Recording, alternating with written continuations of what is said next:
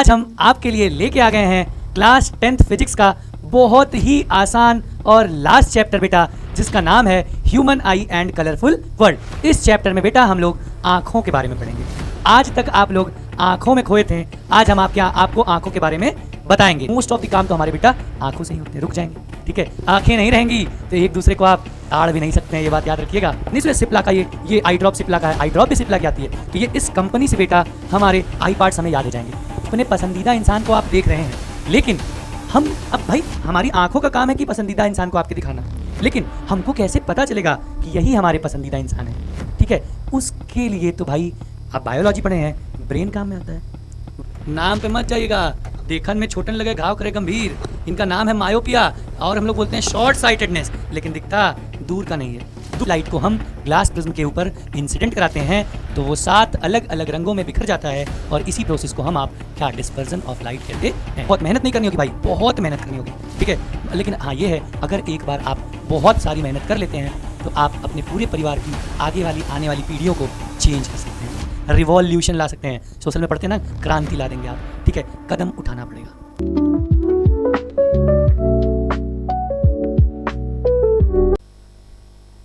Hello बच्चों, तो कैसे हैं आप लोग?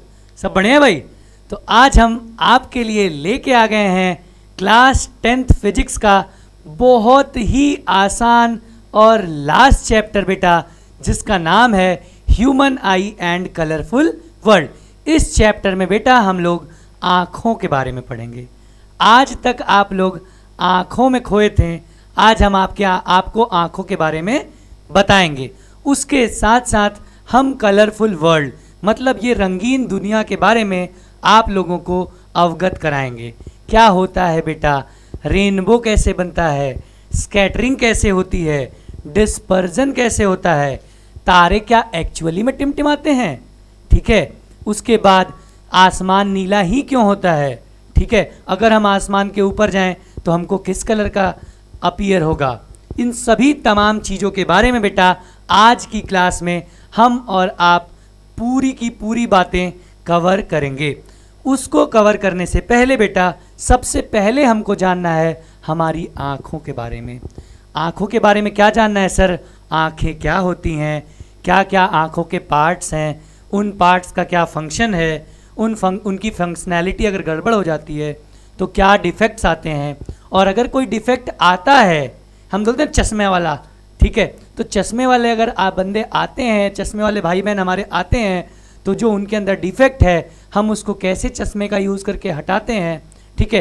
क्या पावर यूज़ करते हैं, इन तमाम चीज़ों के बारे में बेटा आज की क्लास में हम लोग कवर अप करने वाले हैं, ठीक है। तो आइए बिल्कुल पॉजिटिव नोट के साथ फुल ऑन एनर्जी से हम लोग ये प्यारा सा चैप्टर स्टार्ट करते हैं। आइए सबसे पहले देखते हैं क्या ह्यूमन आई। नाम से ही पता चल रहा है बेटा हमको किसके बारे में पढ़ना है, हमारी आँखों के बारे में, ठीक है। अब आई बेटा हमारी आँखें हमारा कैमरा है। हमारी आँखें क्या है? हमारा कैमरा है। किसी भी चीज़ की पिक्चर बेटा हमें ये दिखला देती है, तो हमारे लिए तो ये कैमरे का ही काम कर रही है ना। अब अगर साइंस के लैंग्वेज में देखें तो आई क्या होता है? आई इज बेटा most important and sensible sense organ. सबसे इम्पॉर्टेंट और सबसे सेंसिबल सेंस ऑर्गन है भाई, बहुत नाजुक होता है, ठीक है। इसीलिए बेटा नहीं लोग कहते हैं आँखों को बचा के रखो, ठीक है। बहुत इम्पॉर्टेंट है भाई। यही नहीं रहेगा तो ना हम एक दूसरे को देख पाएंगे, ना हम कुछ भी। मोस्ट ऑफ द काम तो हमारे बेटा आँखों से ही होते हैं। रुक जाएंगे, ठीक है। आँखें नहीं रहेंगी तो एक दूसरे को आप ताड़ भी नहीं सकते हैं, ये बात याद रखिएगा। इसीलिए आँखों को बचा के रखिए, ठीक है। तो आइए देखते हैं आंखें क्या है। The human I is the one of the most valuable and sensitive sense organ. बहुत ही ज़्यादा वैल्यूएबल चीज़ है भाई, बहुत वैल्यू है इनकी, ठीक है। अच्छा, it enables us to see the wonderful world. बिल्कुल सही बात है भाई। ये क्या करता है? हमको ये खूबसूरत दुनिया देखने में मदद करता है, ठीक है। कुछ अब ये खूबसूरत दुनिया के अंदर कुछ ऐसे लोग हैं जिनके लिए ही वो पूरी दुनिया है, तो वो भाई उनको देखने में मदद करता है। ध्यान दीजिएगा इस बात को, ठीक है। तो जिसकी जो दुनिया है उसको ही देखने में ये हमारी आंखें क्या करती हैं? मदद करती हैं। इसके साथ साथ बेटा डिफरेंट कलर्स को भी देखने में हमारी आई हेल्पफुल होती हैं। ऐसा नहीं है बेटा कि ब्लैक एंड वाइट कैमरा है, बिल्कुल एकदम फुल HD 4K रिजोल्यूशन वाला हमारा कैमरा है। ठीक है, क्या करता है एकदम कलर, ये क्या करता है कलर भी हमारे चारों तरफ जो कलर हैं उन्हें भी देखने में मदद हमारी करता है। अच्छा, एक और बात, ये जो हमारी आई है बेटा, ये आई का शेप थोड़ा स्फेरिकल टाइप का होता है और जो उसका डायामीटर होता है वो अराउंड 2 to 3 सेंटीमीटर होता है। हमारी आंखों का डायामीटर कितना होता है? Around 2 to 3 centimetre. अब बेटा ये तो आंखों के बारे में हुआ, अब हमारी आई पार्ट्स क्या क्या है? अब जानते हैं आपको क्या होता है आई पार्ट्स याद करने में बेटा, हम लोग बिल्कुल भूल जाते हैं। आई पार्ट्स क्या था सर? वो कॉर्निया था, वो आइरिस था, वो प्यूपिल था और पता नहीं क्या विट्रस ह्यूमर, एक्वस ह्यूमर, बस। तो बेटा इसके लिए हम जब से पढ़ते थे तब से अभी तक वही, जब हम आपको पढ़ा रहे हैं तब भी वही हमारे सर हमको एक शॉर्टकट सिखा के गए थे, एक बहुत ही बेसिक एग्जाम्पल के साथ सिखा के गए थे, वैसे ही हम आपको भी सिखाने की कोशिश करते हैं। देखिए क्या होता है बेटा, ये जो लेफ्ट हैंड साइड पे जो बाहर सरफेस पे जो आई के आउटर पार्ट्स पे जो जितने पार्ट्स होते हैं उन पे याद करने के लिए हम में एक बेटा बहुत ही फेमस दवा की कंपनी आप नाम सुने होंगे जिसका नाम क्या है? सिप्ला। क्या नाम है? सिप्ला। आप नहीं सुने सिप्ला का? ये आई ड्रॉप सिप्ला का है, आई ड्रॉप भी सिप्ला की आती है। तो ये इस कंपनी से बेटा हमारे आई पार्ट्स हमें याद हो जाएंगे। क्या बात कर रहे हैं सर? देखिए फटाफट बेटा, C स्टैंड्स फॉर, यहाँ पे सीधा आ गया cornea, I for iris, P for pupil, L for, ए बेटा L for meaning lens, lens वो भले क्रिस्टलाइन लेंस है, lens, and A stands for aqueous humour. बात खत्म। अब जो पीछे के पार्ट्स में होते हैं बेटा, ये हमारी आई में ही एक डिजीज होती है। इस डिजीज के बारे में आप जब हायर क्लासेस में जाएंगे तो पढ़ेंगे, और उस डिजीज को हम लोग बोलते हैं क्या? क्रोव बोलते हैं, CROV। क्या बोलते हैं? क्रोव। अब क्रोव क्या है?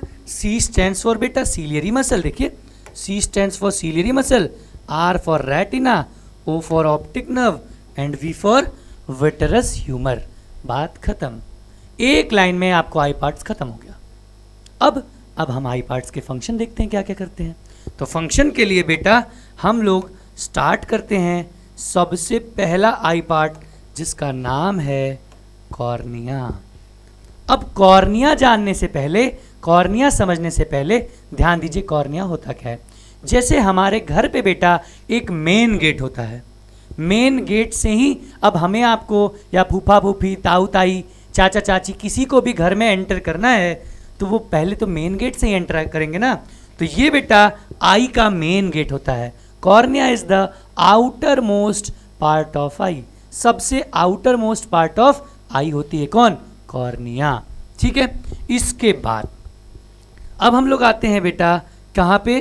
प्यूपिल भैया को देख लेते हैं, एक एक करके देखते चलते हैं। अब प्यूपिल क्या होता है बेटा? हमारी आंखों के अंदर ये जो ब्लैक स्पॉट है, आंखों के अंदर जो ब्लैक स्पॉट होता है, या फिर कभी कभी देखेंगे आप किसी की ब्राउनिश स्पॉट भी होते हैं, कभी कभी ब्लूइश भी होता है, बहुत रेयर है वो, लेकिन मेनली ब्लैक स्पॉट जो होता है, that black spot is known as what? क्या? प्यूपिल। वहाँ पे ध्यान दीजिए, उस प्यूपिल पे कोई लाइट का रिफ्लेक्शन नहीं होता है, ध्यान दीजिएगा। ठीक है, अब इसके बाद तीसरे वाले भैया आते हैं आइरिस।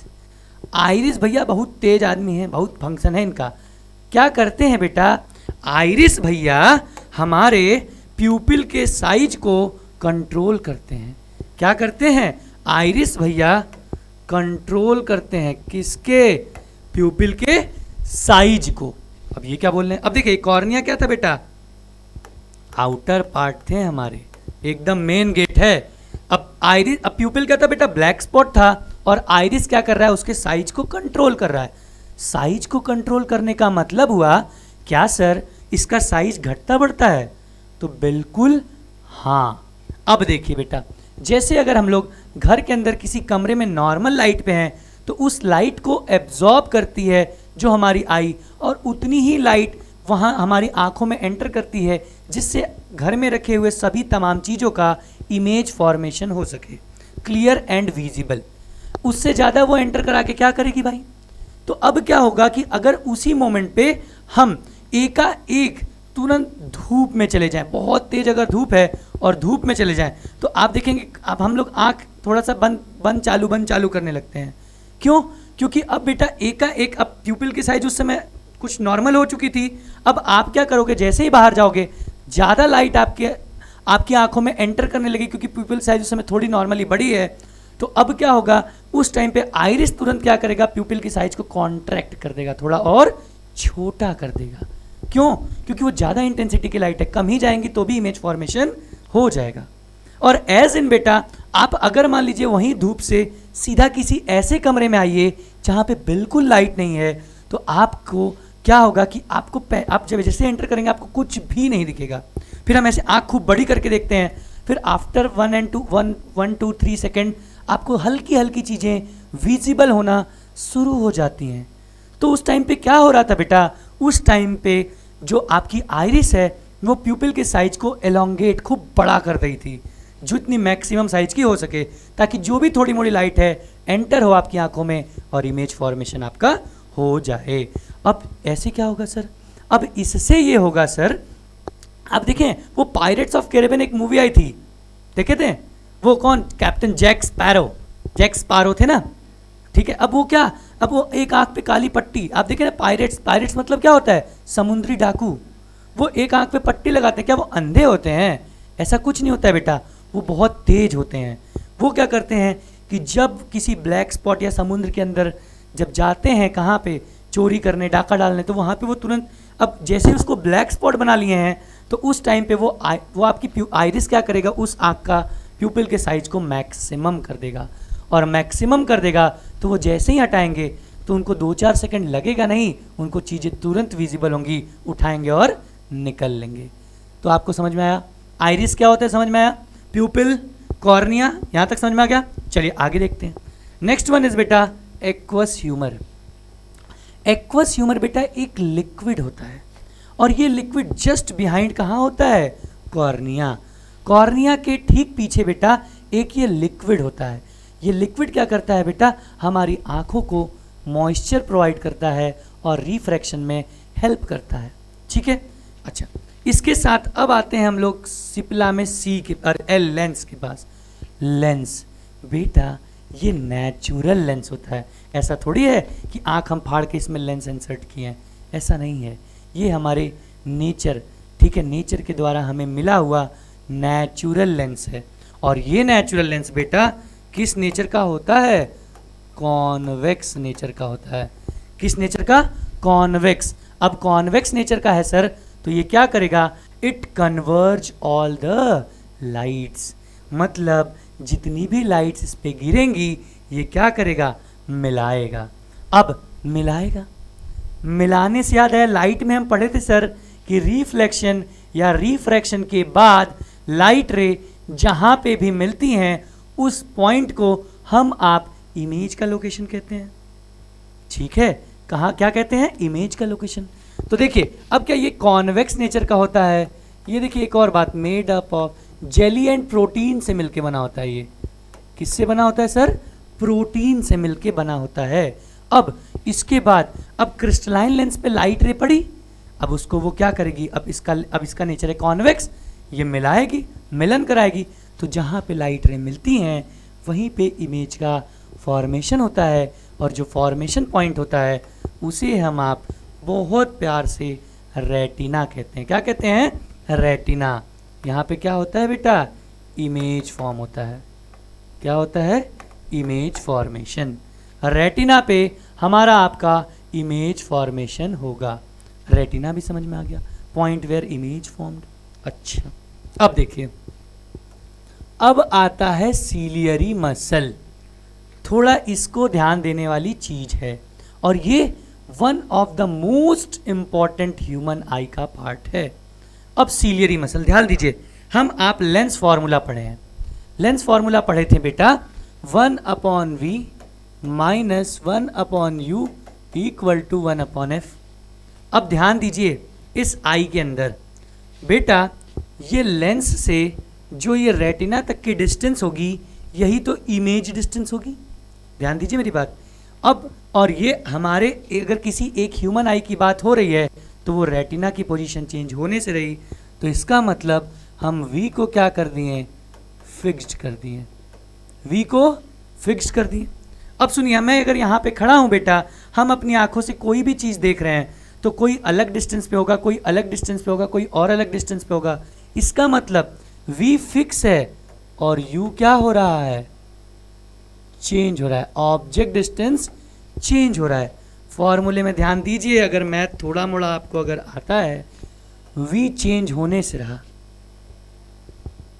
और अगर v की वैल्यू निकालें तो ये आएगा 1/f प्लस 1/u आ जाएगा, और u चेंज बराबर हो रहा है। इसका मतलब कि v को कांस्टेंट रखने के लिए फोकल लेंथ को भी चेंज होना पड़ेगा। देखिए मैथ सीखिए, अगर v को फिक्स रखना है बेटा और u वेरी कर रहा है, दैट मीन्स कि फोकल लेंथ भी वेरी करेगा। फोकल लेंथ क्या करेगा, वेरी करेगा। अब सीलियरी मसल यही काम तो करता है। क्या करता है बेटा, हमारी जो आई लेंस होती है, क्रिस्टलाइन लेंस होती है, नेचुरल लेंस होती है, इसके फोकल लेंथ को एडजस्ट करता है। क्या करता है, adjust focal length of eye lens. हमारी आई लेंस के फोकल लेंथ को क्या करता है, एडजस्ट करता है। कौन, सीलियरी मसल। लगभग चीजें हम लोग कवर कर लिए। अब आता है एक ऑप्टिक नर्व। क्या आता है, ऑप्टिक नर्व। अच्छा, अब देखिए, मान लीजिए बेटा आप अपने पसंदीदा इंसान को देख रहे हैं, ध्यान दीजिएगा, अपने पसंदीदा इंसान को आप देख रहे हैं, लेकिन हम, अब भाई हमारी आंखों का काम है कि पसंदीदा इंसान को आपके दिखाना, लेकिन हमको कैसे पता चलेगा कि यही हमारे पसंदीदा इंसान है। ठीक है, उसके लिए तो भाई आप बायोलॉजी पढ़े हैं, ब्रेन काम में आता है। ब्रेन ही तो बताएगा कि अरे यही तो है जिसके लिए आप इतना परेशान हैं, तो वो काम करेगा ब्रेन। और ऑप्टिक नर्व क्या है बेटा, एक ऐसी नर्व है जो आपके ये ऐसी नर्व है जो आई से निकल के आपके ब्रेन को कनेक्ट करती है। यहाँ पे बेटा इस ऑप्टिक नर्व के पास यहाँ पे एक ब्लाइंड स्पॉट होता है। क्या होता है, ब्लाइंड स्पॉट। इस ब्लाइंड स्पॉट से ही ये ऑप्टिक नर्व लीव करती है। ब्लाइंड स्पॉट से ही ऑप्टिक नर्व क्या करती है, लीव करती है, और कहाँ को जाती है, आपके ब्रेन को जाती है, और ब्रेन पे ये सिग्नल देती है, टिंग टिंग, पसंदीदा औरत या पसंदीदा इंसान या पसंदीदा आदमी आपके सामने खड़ा है। तो ये होता है क्या, ऑप्टिक नर्व होता है। तो अब हमें जानना है बेटा विट्रस ह्यूमर क्या होता है। तो विट्रस ह्यूमर बेटा ये हमारी आई लेंस और ये जो रेटिना है, आई लेंस और रेटिना के बीच में बेटा एक लिक्विड होता है। ठीक है, क्या होता है बेटा, ये आई बॉल के शेप को होल्ड रखने में हेल्प करता है। क्या होता है sir, vitreous humour is a liquid which present between कहाँ, eye lens as well as retina. इसके बीच में एक लिक्विड होता है जो क्या करता है बेटा, वो हमारे आई बॉल के शेप को होल्ड रखने में हेल्प करता है। तो आई होप बेटा कि जितने भी आई पार्ट्स थे हमने सबके बारे में आपको बिल्कुल क्लियरली समझा दिया और आपको बिल्कुल आसानी से समझ आ गया होगा। तो ठीक है, अगर आ गया बेटा तो अब आइए हम लोग इसके अलग अलग पार्ट्स के बारे में फटाफट एक बार एक क्विक स्टडी कर लेते हैं। सबसे पहले देखिए, अब हम आपको सब कुछ बता दिए हैं, 1 मिनट भी नहीं लगेगा बेटा। यहाँ क्या है, कॉर्निया। कॉर्निया क्या है, light enters the I through a thin membrane, छोटी सी मेम्ब्रेन, मेन गेट, जिसको हम लोग क्या कहते हैं, कॉर्निया। लिखा है ना, it is the outer most part of eye, eye का सबसे आउटर मोस्ट पार्ट ऑफ होता है। अब रेटिना, रेटिना क्या होता है बेटा, जहां इमेज बने, क्या हो, जहां इमेज बने। लो एक एक लाइन में definition, cornea outer most part of eye. लो एक एक लाइन में फटाफट definition. Next, crystalline lens, it is a transparent lens made up of jelly like material, it provides the finer adjustment of focal length कैसा होता है, convex nature का होता है, ध्यान दीजिएगा। ऑप्टिक नर्व क्या होती है बेटा, retina made up of light sensitive lens which generate electrical signal which are send to brain via optic nerve. हम आपको बता दिए ऑप्टिक नर्व से ही हम लोग ब्रेन को सिग्नल देते हैं। हमारा पसंदीदा इंसान यहाँ खड़ा है, ठीक है। नेक्स्ट प्यूपिल, प्यूपिल क्या होती है, the black spot of I is called प्यूपिल। अब ये क्या करती है, कंट्रोल करती है कितनी आई हमारी आँख, कितनी आई ने कितनी लाइट हमारी आंखों में एंटर करेगी, आपको बता रखा है, ठीक है। नेक्स्ट बेटा आई पार्ट हम देखते हैं। आइरिस, आइरिस क्या करता है, ये बेटा डार्क मस्कुलर डायफ्राम होता है जो प्यूपिल के साइज को क्या करता है, कंट्रोल करता है। देखिए मैं आपको एक बार डिस्कस किया, अब आपको चीज़ें फटाफट क्लियर होने लगी, कुछ भी अब ज़्यादा बताने की ज़रूरत नहीं है sir. Next blind spot, blind spot आपको बता देता है ऐसी जगह जहाँ पे कोई इमेज नहीं बनती है, where optic nerve leaves the eye, और यहाँ पे कोई इमेज नहीं बनती है। विट्रस ह्यूमर देखिए बता रहा हूँ, a clear jelly like substance that fills inside the eye ball, eye ball के अंदर भरी हुई होती है। It allow light to reach the retina and maintain the shape of eye ball, eye ball के शेप को होल्ड रखने में हेल्प करती है, ये भी बात मैंने आपको बता दिया। नेक्स्ट वन रॉड सेल, हाँ बेटा यही है लाइट सेंसिटिव सेल्स जिनकी वजह से हमें दुनिया रंगीन दिखती है। आइए देखते हैं रॉड एंड कोन सेल्स क्या होते हैं। Rod and cone cells are two types of photo receptors found in retina. आँखों के रेटिना में दो फोटो रिसेप्टर सेल्स होते हैं जिसे हम आप रॉड एंड कोन सेल्स कहते हैं। Rod cells are responsible for vision in low light condition.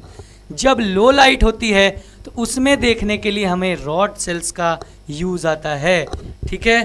While cone cells are responsible for vision of light and colour vision. Cone cells क्या हो करते हैं बेटा, ये हमको दुनिया के अलग अलग रंगों से हमें अवगत कराते हैं, मिलवाते हैं कि दुनिया सिर्फ ब्लैक एंड वाइट नहीं है। अगर आप अपनी नज़रों से देखिए तो दुनिया बहुत रंगीन है, ठीक है। अब हमको नहीं लगता है बेटा कि अब आप लोगों को कोई छोटी से छोटी बात अब आई के बारे में ना पता हो कि कौन सा पार्ट क्या फंक्शन करता है। अब आते हैं बेटा हम लोग कहाँ, पावर ऑफ अकोमोडेशन पे। ये क्या होता है बेटा, एबिलिटी होती है किसकी, आई लेंस की। देखिए it is the ability of eye lens क्या करने की, फोकल लेंथ को एडजस्ट करने की। आई लेंस की जो एबिलिटी है अपने फोकल लेंथ को ज़रूरत पड़ने पे घटा देता है और ज़रूरत पड़ने पर बढ़ा देता है, उसे ही हम आप पावर ऑफ अकोमोडेशन कहते हैं। देखिए व्हेन मसल्स आर रिलैक्स्ड, जब अगर मसल रिलैक्स होती है, the lens become thin, thin length increases, this enable us to see distant मतलब क्या बताइए, डिस्टेंट मतलब दूर के ऑब्जेक्ट क्लियरली। यहाँ लिखा है जब मसल अगर रिलैक्स होती है तो लेंस उस समय क्या हो जाता है, थिन हो जाता है, और उसकी लेंथ क्या होती है, बढ़ जाती है, जिससे हम दूर तक की चीज़ों को आसानी से देख सकते हैं। अच्छा, और लेकिन जब मसल कॉन्ट्रैक्टेड होती है तो लेंस चौड़ा हो जाएगा, फोकल लेंथ घट जाएगा बेटा, और इसकी वजह से हम लोग पास की चीज़ों को क्लियर देख पाते हैं। अब एक और चीज़ सुन लीजिए, हमारी जो नॉर्मल ह्यूमन आई है बेटा, वो सबसे पास जिसको क्लियरली देख सकती है उस दूरी को हम लोग नियर पॉइंट ऑफ आई कहते हैं, जो होता है कितना, 25 सेंटीमीटर। मतलब हमारी आँखों से अगर 25 सेंटीमीटर की दूरी तक कोई ऑब्जेक्ट रखा हुआ है तो वहाँ से हम लोग उसको क्लियरली देख सकते हैं। और दूर कितना रखा हो सर, दूर आप इनफाइनाइट तक रख दीजिए, जहाँ तक हमारी आंखें देख सकेंगी हम चीज़ों को बिल्कुल क्लियरली देख लेंगे, तो उसे हम लोग फार पॉइंट कहते हैं। तो ये देखिए नियर पॉइंट ऑफ आई आएगा बेटा हमारा 25 सेंटीमीटर, और फार पॉइंट ऑफ आई आएगा कितना, इनफाइनाइट। क्या होता है, the maximum distance at which eye can see object clearly are called far point, the minimum distance at which our eye can see object clearly are called near point of eye। near point बेटा आई का, ये बात याद रखिएगा, questions में काम आएंगे। near point 25 centimetre, far point infinite. ये दोनों बात आप याद रखेंगे बिल्कुल, ठीक है। ये अभी हम लोग आई पे न्यूमेरिकल्स करेंगे तो काम आएगा। सर आई पे न्यूमेरिकल्स? हाँ सर आएंगे, देखेंगे डिफेक्ट्स पे। आगे बढ़ा जाए। अब आ जाते हैं, देखिए डिफेक्ट, नाम लिए डिफेक्ट आ गया। अब डिफेक्ट क्या होता है बेटा? इतने सारे 8-9 पार्ट आप लोग आई में देखें। अब उनमें से बेटा समय के साथ साथ या कोई आपकी लापरवाही, ज़्यादा मोबाइल चलाते हैं आप तो भी देखिए चश्मा लग जाता है, ज़्यादा टीवी देखने से, तो किसी चीज़ की एक्सेस तो ख़राब होती है ना। तो अगर किसी भी कारणवश अगर आपकी आई या आपके आई साइट में दिक्कत आती है, मतलब आपका इमेज प्रॉपरली रेटिना पे नहीं बन रहा है, मतलब या तो रेटिना के पहले बन जा रहा है या रेटिना के बाद बन जा रहा है, तो उसको हम आप डिफेक्ट बोलते हैं। अब आपकी आई डिफेक्टिव हो गई, और डिफेक्टिव हो गई तो उसको हम सही कैसे करेंगे, इसके बारे में हमको इस टॉपिक के अंदर पढ़ना है, जिसका नाम है defect of vision and their correction. अब क्या कहता है डिफेक्ट ऑफ विजन? देखिए, the defect due to which a person can not see the object distinctly and comfortably are called defect of vision. ऐसी चीज़ जिसकी वजह से ऑब्जेक्ट को क्लियरली कोई आँखें या कोई इंसान नहीं देख पा रहा है, उसे ही हम आप डिफेक्ट कहते हैं। अब देखो बेटा, हमको अभी 10th की क्लास तक 3 डिफेक्ट ऑफ विजन पढ़ना है, जिसमें पहला हम लोग बोलते हैं क्या? मायोपिया और शॉर्ट साइटेडनेस। ध्यान दीजिएगा, नाम मायोपिया है, शॉर्ट साइटेडनेस बोल रहा है, लेकिन बेटा चीज़ें इसमें दूर की नहीं दिखती हैं, ठीक है। इसमें क्या होगी? दूर की नहीं दिखेंगी, दूर का नहीं दिखेगा, ठीक है। नाम पे मत जाइएगा, देखन में छोटन लगे घाव करे गंभीर। इनका नाम है मायोपिया और हम लोग बोलते हैं शॉर्ट साइटेडनेस, लेकिन दिखता दूर का नहीं है। दूसरा हाइपरमेट्रोपिया और फार साइटेडनेस। नाम से तो लग रहा है कि दूर का नहीं दिखना चाहिए, लेकिन ऐसा होता नहीं है, इसमें दिखता कहाँ? पास का नहीं है क्लियरली। और तीसरा है डिफेक्ट हमारे पास प्रेस बायोपिया। इसमें बेटा क्या होता है, ना तो हमको क्लियरली दूर का दिखता है और ना ही क्लियरली पास का दिखता है। तो ये 3 डिफेक्ट ऑफ विजन हैं जिसे हमें आपको आज की क्लास में और अभी कवर अप करना है। तो आइए बिल्कुल एकदम प्यार से हम लोग पहले डिफेक्ट के पास चलते हैं, जिनका नाम है क्या? मायोपिया। और बेटा आपकी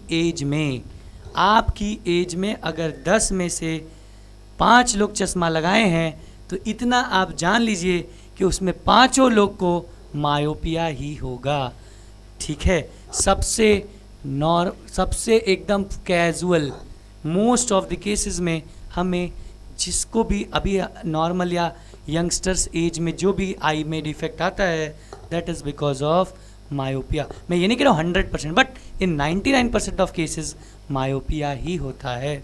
अब मायोपिया क्या होता है? अब आपको मैं बता दिया, इसमें क्या होगा? A person can see near by object clearly. पास की चीज़ें तो बिल्कुल साफ सुथरी दिखेंगी, but can not see distant object clearly. लेकिन बेटा इसके अंदर दूर की ऑब्जेक्ट क्लियरली हमें नहीं दिखते हैं। तो नहीं दिखते हैं तो अब इसका मतलब क्या हुआ? अब इस केस में बेटा जो आपकी इमेज है वो रेटिना के पहले बन जा रही है, ठीक है। अब क्यों बनती है ये भी अभी हम देखेंगे। तो होता क्या है एक्चुअली, इसमें जो इमेज है हमारी वो रेटिना से पहले बन जा रही है। जहाँ हमारा रेटिना है उसके पहले ही लाइट रे जाके बन गई। का मतलब क्या हुआ? लाइट रे मिल गई। अब मिलेंगे कैसे? ध्यान दीजिए, अगर आप पढ़े ना लाइट तो आपको कोई दिक्कत होनी ही नहीं चाहिए। अब क्या हुआ?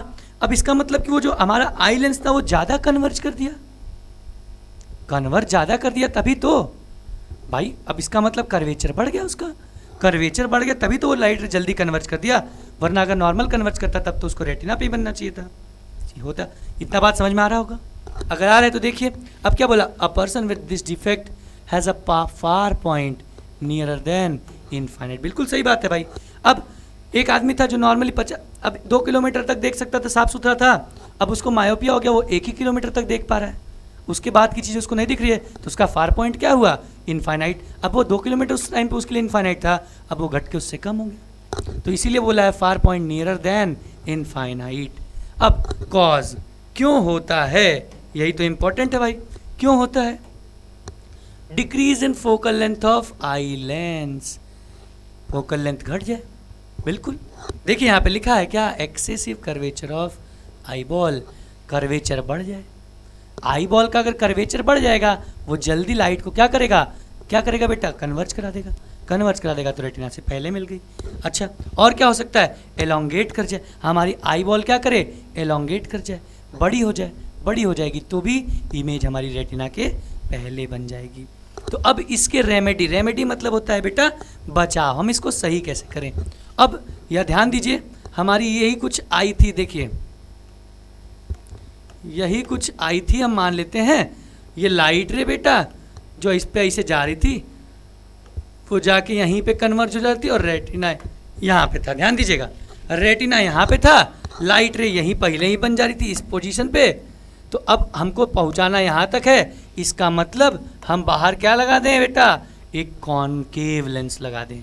क्यों, अब इस पे जो लाइट रे पड़ेगी ये पहले इसको फैलाएगा, दूर ढकेलेगा, और वो दूर जाती हुई लाइट गिरेगी आपके आई लेंस पे। अब वो आई लेंस उसको मिलाने की कोशिश करेगी और मिला के कहाँ ले आ देगी, रेटिना पे ले आ देगी।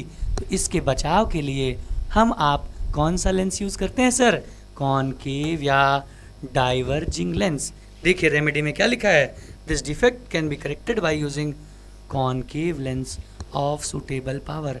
अब एक आपको जादू बता दें, अब आप पावर पढ़े थे कहाँ पे, आप पढ़े थे लेंस के अंदर पावर, और पावर पढ़े थे कि कॉनकेव लेंस का पावर जो होता है, पावर ऑफ कॉनकेव लेंस ये नेगेटिव होता है। क्या होता है, नेगेटिव। इसका मतलब जो आदमी मायोपिया से सफ़र कर रहा होगा उसके चश्मे का जो भी पावर होगा वो नेगेटिव होगा। अब आप कोई चश्मा वाले आदमी को अपनी उम्र के जाके बताएंगे तुम्हारा चश्मे का पावर नेगेटिव होगा, ये मैं चैलेंज कर सकता हूँ, वो समझ जाएगा कि आप कहीं से तो पढ़ के आ रहे हैं। ठीक है, आइए अब देखिए हम डायग्रामेटिकली समझते हैं बेटा ये मायोपिया के केस में क्या क्या होता है। देखिए बेटा अब आया करेक्शन, हम कैसे सुधारेंगे। ये हमारी है नॉर्मल आई, ये हमारी है बेटा नॉर्मल आई, ये हमारी आँख है जिसमें चश्मा नहीं लगा। ये आप जो भी बेटा चश्मा नहीं लगाता है ये उसकी आँख है। क्या हुआ बेटा, ये फार पॉइंट है, यहाँ से लाइट रे गई और ये आपका आई लेंस था, ये इसको कन्वर्ज की, इमेज रेटिना पे फॉर्म हो गई। ये तो नॉर्मल आई का केस है। अब जिसको मायोपिया होता है ये फार पॉइंट क्या होता है, शिफ्ट हो जाता है, ये फार पॉइंट नियरर आ जाता है इनफाइनाइट से। तो अब यहाँ से क्या होगी, सिर्फ और सिर्फ पैरेलल रेज आएंगी। ठीक है, अब ये पैरेलल रेज आ रही हैं बेटा तो ये जाके यहाँ मिल जा रही हैं और जो इमेज बन रहा है फॉर्म्ड बिफोर रेटिना, इमेज क्या हो रहा है बेटा, रेटिना के पहले बन जा रहा है इमेज। ये रेटिना हमारा यहाँ पे है और इमेज रेटिना के पहले बन जा रहा है, और पहले बन जा रहा है तो चीज़ें हमें धुंधली दिखने लग रही हैं। लेकिन धुंधली तो हमें दिखनी नहीं है, हमें क्लियर ऑब्जर्वेशन चाहिए। तो क्लियर ऑब्जर्वेशन के लिए इसके लिए हम आप यूज़ करते हैं किसका, एक कॉनकेव लेंस का। अब कॉनकेव लेंस क्या करेगा बेटा, यहीं से आती हुई जो लाइट है इसको पहले डाइवर्ज करेगा। क्या करेगा, डाइवर्ज करेगा, और जो डाइवर्ज करेगा ये डाइवर्जिंग रेज इस जाके आई लेंस में मिलेंगी और ये आई लेंस इसको मिला देगा और ये इमेज लाके बना देगा कहाँ, इमेज फॉर्म्ड ऑन रेटिना। कहाँ मिला देगा बेटा, रेटिना के ऊपर, और हमारा करेक्शन हो जाएगा। ये डायग्राम बेटा आपको 3 मार्क्स में एग्ज़ाम में सीधा सीधा पूछता है कि मायोपिया क्या होता है, इसके कॉज क्या हैं, इसके डायग्रामेटिकली आप हमको एक्सप्लेन करिए और इसकी रेमेडी क्या है। तो कॉज में आपको बताया क्यों होता है बताया, रेमेडी बताया कि हम कॉनकेव लेंस यूज़ करेंगे, और ये डायग्राम है, ये नॉर्मल आई का डायग्राम है बेटा, और ये देखिए ये मायोपिक आई का डायग्राम है। किसका, मायोपिक आई का।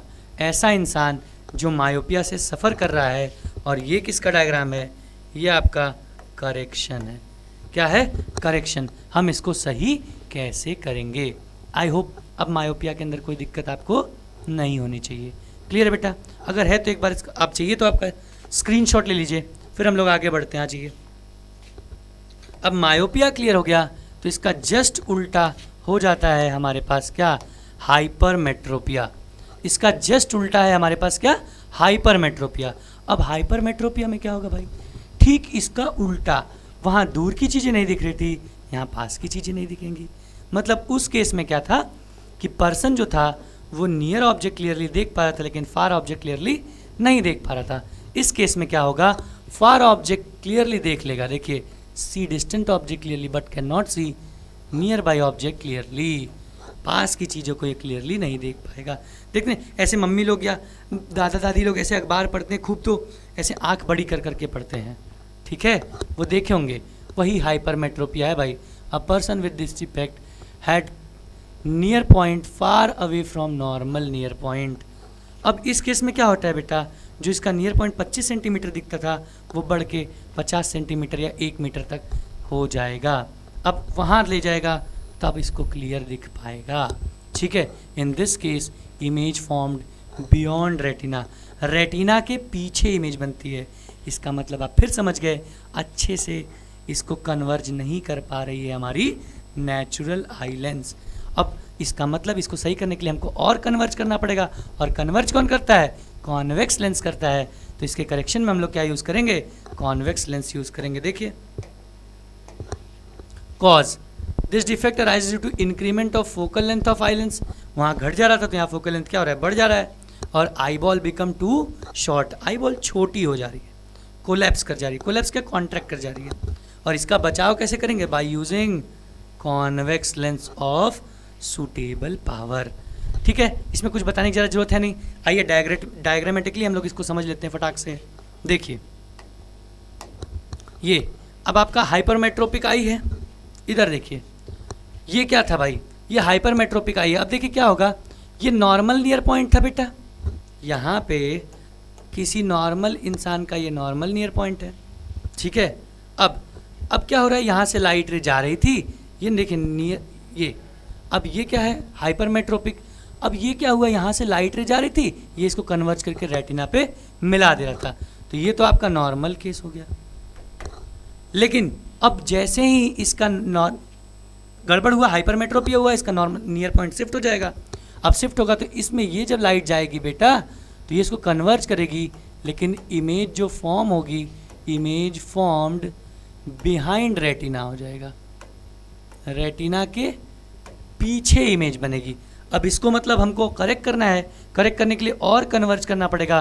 कन्वर्ज करने के लिए बेटा हम लोग यहाँ पे कॉन्वेक्स लेंस का यूज़ करेंगे। अब कॉन्वेक्स लेंस पे जो लाइट रह जाएगी ये पहले इसको कन्वर्ज करेगा, कुछ ना कुछ उसको कन्वर्ज करेगा, और आगे जो आपकी नेचुरल आई लेंस या क्रिस्टलाइन लेंस है ये उसको पूरा कन्वर्ट करके इमेज कहाँ पे बना देगी, इमेज फॉर्म्ड ऑन रेटिना। कहाँ बना देगी, रेटिना पे बना देगी, और हमारा सोल्यूशन बिल्कुल सही हो जाएगा, ठीक है। तो अगर आपको एक केस समझ में आ जाता है, मायोपिया समझ में आ जाएगा, तो हाइपरमेट्रोपिया में कोई दिक्कत नहीं है। कन्फ्यूज़न मत क्रिएट करिएगा बेटा। हम याद रखिएगा, मायोपिया के अंदर करेक्शन में कॉनकेव लेंस यूज़ करते हैं, और हाइपरमेट्रोपिया के अंदर कॉन्वेक्स लेंस का यूज़ करते हैं। इसको भी चाहिए बेटा, एक बार स्क्रीनशॉट लीजिए, आप फटाफट लीजिए। अगर ये भी क्लियर हो गया बेटा, तो अब आ जाइए हम एक छोटा सा केस देखते हैं प्रेस बायोपिया का। अब देखिए बेटा, प्रेस बायोपिया मोस्टली ओल्ड एजेस में होता है, बूढ़े लोगों में, ठीक है। इस केस में क्या होता है बेटा, ना तो हमको पास का क्लियर दिखता है और ना ही हमको दूर का क्लियर दिखता है। देखिए, it is found in old people, for most of the people the near point gradually recedes away with age. Near point क्या होता है, दूर चले जाता है धीरे धीरे उम्र के साथ साथ। समटाइम्स अ पर्सन में suffer from both myopia and hypermetropia. ना ही पास का क्लियर दिखेगा और ना ही दूर का क्लियर दिखेगा। तो इस केस में देखिए क्या होता है भाई, increment of focal length of eye lens, focal length इसमें भी बढ़ जाती है, कॉज इसके हैं, या eye ball become too short, इसका भी आई बॉल छोटा हो जाएगा। सीलियरी मसल वीक हो सकती है। अब इसके बचाव के लिए हम लोग क्या करते हैं बेटा, बाई फोकल लेंस का यूज़ करते हैं। ये क्या होता है सर, अगर मान लीजिए ये आपका एक चश्मा है तो आप देखोगे बीच से ऐसे कटा होगा, ऊपर आपका कॉनकेव लगा होगा, नीचे आपका कॉन्वेक्स लगा होगा। ये हाइपरमेट्रोपिया में काम आएगा और ये मायोपिया में काम आएगा। कहाँ आएगा? मायोपिया में। तो ये बाईफोकल लेंस है, एक ही लेंस में बीच से दो दो लेंस लगा है, जिसको हम लोग बोलते हैं क्या? Bifocal lens. ये किसके करेक्शन में यूज़ आता है बेटा? ये हमको प्रेस बायोपिया के करेक्शन में यूज़ आता है। आई होप अभी तक आपको सारी चीज़ें बिल्कुल आराम से क्लियर हो गई होंगी। तो ये सारी चीज़ें बेटा इनके डिफेक्ट्स थे, ठीक है। अब एक चीज़ आती है जिसको हम लोग बोलते हैं कैटरेक्ट। कैटरेक्ट मतलब हिंदी में अगर जानिए तो मोतियाबिंद जिसको आप कहते हैं। देखें बूढ़े बूढ़े दादा दादी नाना नानी ऑपरेट करा के आते हैं अपने आँखों का और कुछ दिन तक काला चश्मा लगाए हुए होते हैं। वही है क्या? आपको माइनर सी सर्जरी होती है, ऑपरेशन होता है किसका? कैटरेक्ट का। कैटरेक्ट क्या होता है बेटा? उम्र के साथ साथ हमारी जो सीलरी मसल के ऊपर एक लेयर आ जाती है, वो क्या करती है? फोकल लेंथ को आसानी से एडजस्ट नहीं कर पाती। देखिए, it is a condition in which crystalline lens of eye ball become milky. जो आई बॉल होता है हमारा लेंस का, वो क्या होता है? मिल्की हो जाता है, उसके ऊपर एक लेयर आ जाती है। And cloudy due to growth of membrane, देखिए है ना, उसके ऊपर एक मेम्ब्रेन जम जाती है। It generally occur among people of old age, ये जनरली उम्र दराज लोगों में होता है। तो फिर उसको बेटा हम क्या करेंगे? दिस कॉज पार्शियल और कंप्लीट विजन लॉस। ये थोड़ा मोड़ा या फिर पूरा का पूरा आपकी आंखों की रोशनी को लेके चला जाता है अगर आप लोग टाइम से ऑपरेट ना कराएं। तो it is possible to restore vision through a cataract surgery. हम लोग एक छोटी सी सर्जरी करते हैं जिसमें उस मेम्ब्रेन को वापस बाहर निकाल देते हैं लेज़र की वजह से, लेज़र की हेल्प से। और बेटा हम लोग कैटरेक्ट सर को फिर हमारी आंखों की रोशनी को कुछ दिन के लिए और रीस्टोर कर लेते हैं। आई होप यहाँ तक सबको क्लियर होगा, कैटरेक्ट समझ में आ गया होगा। बताइए, अब आ गया होगा तो आइए एक आधा न्यूमेरिकल हम आपके लिए इस पे देख लेते हैं। न्यूमेरिकल क्या कहता है भाई? A person can not see beyond 3 metre clearly. 3 metre के बाहर आदमी क्लियर नहीं देख पा रहा है। State the nature and focal of length to correct his vision, defect of vision. 3 metre के बाहर मतलब दूर का नहीं देख पा रहा है, दूर का नहीं देख पा रहा है बेटा, आप तुरंत बता देंगे ये किससे सफ़र कर रहा है? सर ये मायोपिया से सफ़र कर रहा है। किससे? मायोपिया। अब नेचर क्या होगा सर? कौन सा लेंस यूज होगा इसमें? कॉनकेव लेंस यूज होगा, ठीक है। अब फोकल लेंथ, आपको फोकल लेंथ बताना है। हाँ, अब देखिए फोकल लेंथ बताना है। अब आपको यहाँ पे यूज़ करना पड़ेगा क्या? फॉर्मूला यूज़ करना पड़ेगा। देखिए हम यूज़ करेंगे, देख पा रहा है ये, देखिए use lens formula 1/v minus 1/u equals to 1/f, ये यूज़ करेंगे। अब आपको डाउट आएगा सर हम UVF लें क्या? ठीक है, तो अब देखिए बेटा v जो आपका हो जाएगा वो हो जाएगा 3, u इनफाइनाइट, और आपका f तो निकालना है। और आप एक चीज़ याद रखिए, इसमें हम सबको क्या लेते हैं? नेगेटिव लेते हैं। पुट कर दीजिए 1/-3 minus 1/- infinite equal to 1/f। या अब ये तो वैल्यू बेटा आपको पता है 0 हो जाएगी, तो f आ गया कितना? -3। अगर मीटर था तो मीटर। फोकल लेंथ आ जाएगा कितना? -3 मीटर, या फिर f इक्वल टू 300 सेंटीमीटर। इतना फोकल लेंथ का हम लोग अगर कॉनकेव लेंस यूज़ करें तो इसका डिफेक्ट आसानी से सही कर सकते हैं। यहाँ तक अगर सबको क्लियर है बेटा? कोई दिक्कत? कितना आसान सा सवाल है। अगर सबको क्लियर है तो एक बार स्क्रीनशॉट लीजिए। चलिए बेटा, अगर स्क्रीनशॉट हो गया है तो हम लोग अगले क्वेश्चन पे चलते हैं। देखिए अगर अब हमारा अगला क्वेश्चन क्या कहता है, आइए देखिए। अगला क्वेश्चन बोल रहा है एन ओल्ड एज पर्सन, एक बूढ़े चाचा हैं, can read the newspaper by keeping it at 80 centimetre. ये न्यूज़पेपर पढ़ पा रहे हैं जब इसको 80 सेंटीमीटर पे ले जा रहे हैं। नियर पॉइंट दूर गई सर, तुरंत हमको पता चल जाएगा। चाचा जी परेशान है किससे? हाइपरमेट्रोपिया से। किससे? हाइपरमेट्रोपिया। अब क्या बोल रहा है कि क्या नेचर और पावर चाहिए, तो नेचर तुरंत हाइपरमेट्रोपिया है सर, कॉन्वेक्स लगा देंगे, कॉन्वेक्स लेंस का नेचर लगा देंगे। अब पावर निकालना है तो पावर के लिए हम लोग सीधा जाएंगे लेंस फॉर्मूले के पास। अब देखो बेटा, ये कहाँ पे रख के देख रहे हैं इमेज? 80 पे, तो आपको V जो हो जाएगा वो क्या हो जाएगा? 80 सेंटीमीटर।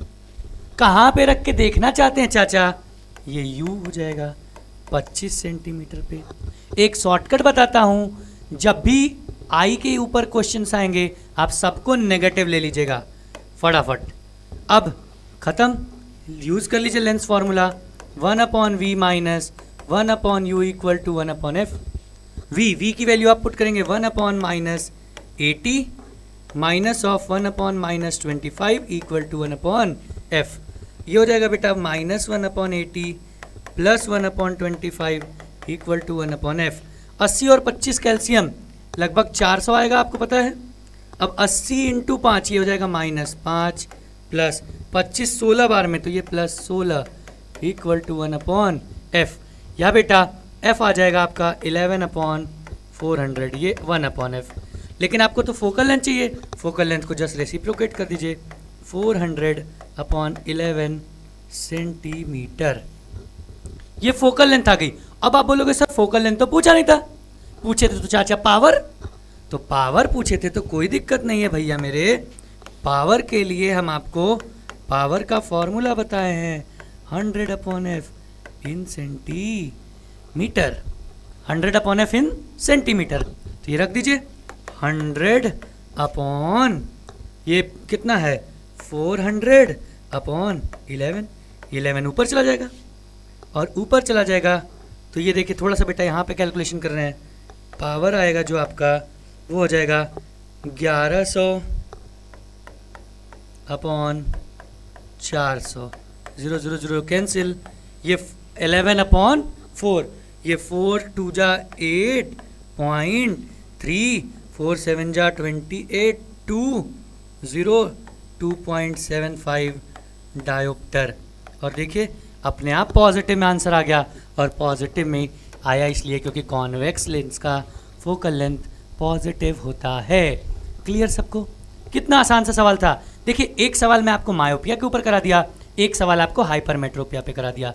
एक आधी बार बेटा रेयर चांस में आपको न्यूमेरिकल्स इस पे आ जाते हैं, तो आ जाएंगे तो कैसे सॉल्व करना है हम आपको कवर अप करा के दे दिए। अगर आपको कोई और डाउट होता है न्यूमेरिकल से रिलेटेड तो आप हमें कमेंट बॉक्स में भेजिएगा, हम आपको सोल्यूशन जरूर बताएंगे। ठीक है, तो बेटा आई लेंस, आई के बारे में, आई पे उसके डिफेक्ट और उसके न्यूमेरिकल्स के बारे में इतना ही करेंगे। अब आइए हम लोग आगे बढ़ते हैं। अब हम लोग देखते हैं, चलते हैं क्या, रंगीन दुनिया। अब रंगीन आँखों को देख लिए, अब हम लोग देखेंगे किसको, रंगीन दुनिया को। तो आइए बेटा, बिल्कुल एकदम थके तो नहीं है, बोर नहीं हो रहे हैं, आइए फटाफट रंगीन दुनिया स्टार्ट करते हैं। चलिए तो आइए बेटा, हम लोग अब ह्यूमन आई खत्म हो गया, अब हम लोग कलरफुल वर्ल्ड को स्टार्ट करते हैं। तो आइए देखते हैं कलरफुल वर्ल्ड, रंगीन दुनिया के बारे में हम लोग देखना शुरू करेंगे।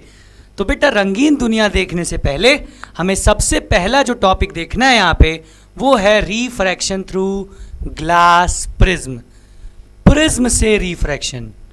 अब याद करिए जब हम आपको लेंस का चैप्टर स्टार्ट किए थे वहाँ पे सबसे पहली टॉपिक आपको हमने पढ़ाया था क्या, refraction, refraction through glass slab, glass slab से रिफ्रैक्शन पढ़ाया था। और यहाँ पे हम लोग अब क्या करेंगे, सेम वही प्रोसेस करेंगे, लेकिन वहाँ पे स्लैब नहीं होगा बेटा, यहाँ पे ग्लास प्रिज्म होगा। अब क्यों कर रहे हैं सर, वो भी ग्लास का था ये भी ग्लास का था, तो बेटा यहाँ पे कुछ फ़र्क आ जाएगा। वहाँ पे फ़र्क नहीं आया, वहाँ पे क्या हुई थी, देखिए वहाँ पे गड़बड़ हुआ, वहाँ पे कोई गड़बड़ नहीं हुई थी। जब हम लोग ग्लास स्लैब से किए बेटा तो वहाँ पे क्या हुआ, एक्सटेंडेड इंसिडेंट रे और इमर्जेंट रे दोनों आपस में पैरेलल निकले थे। यहाँ बेटा प्रिज्म के केस में पाथ डेविएट हो जाता है, लाइट अपने पाथ से डेविएट कर जाती है।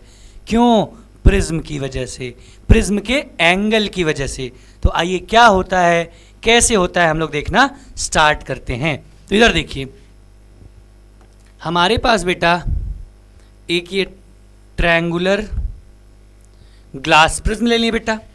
Triangular glass prism with prism angle, ये मान लेते हैं, ये प्रिज्म एंगल थीटा मान लेते हैं बेटा, और हम अपने प्रिज्म का नाम ए बी सी रख देते हैं।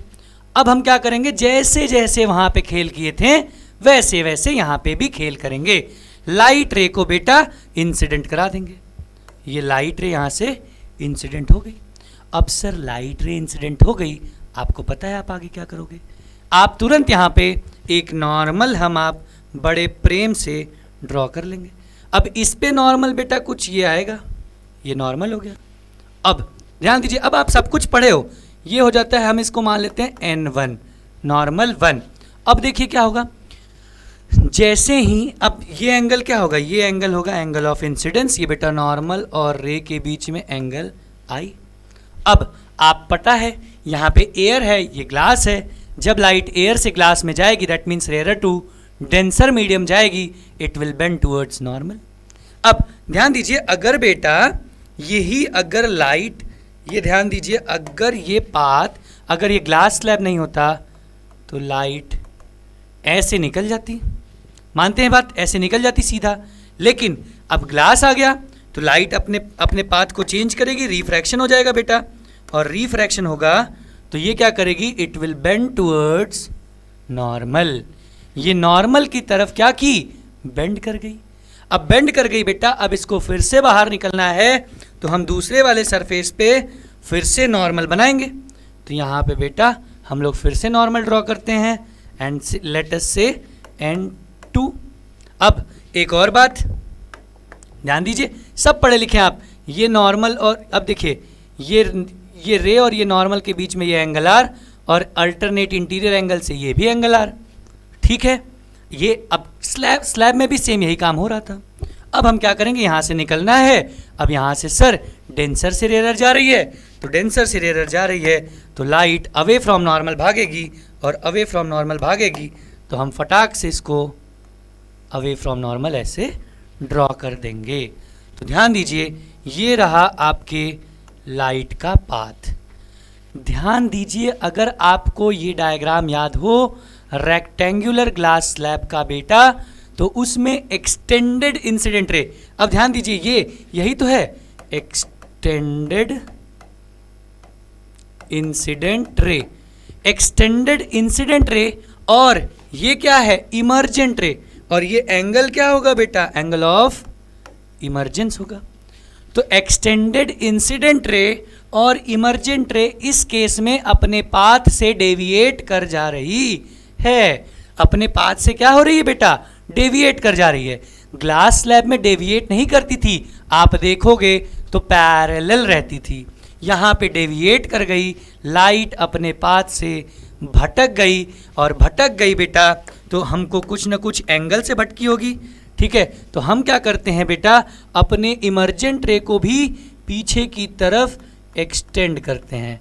ये अगर इमर्जेंट रे को हम पीछे की तरफ एक्सटेंड करें तो ये लाइट रेज बेटा जिस पॉइंट पे मिलेंगी, जिस पॉइंट पे मिलेंगी वहाँ पे जो एंगल आएगा, let us say delta, then this delta is your angle of deviation. क्या बोलेंगे, delta is your angle of deviation. ये डेल्टा क्या होगा, एंगल ऑफ डेविएशन। ध्यान दीजिए, यही तो यहाँ पे खेल है प्रिज्म के अंदर। जितना प्रिज्म एंगल आप चेंज करेंगे, एंगल ऑफ डेविएशन चेंज होते जाएगा। ग्लास प्रिज्म की सबसे ज़्यादा खास बात है ये, ठीक है। आई बात समझ, कुछ नहीं हम किए, सेम है बेटा। एंगल ऑफ डेविएशन कहाँ कहाँ बनता है, देखिए angle of deviation form between कहाँ, extended incident ray, extended incident ray and extended emergent रे।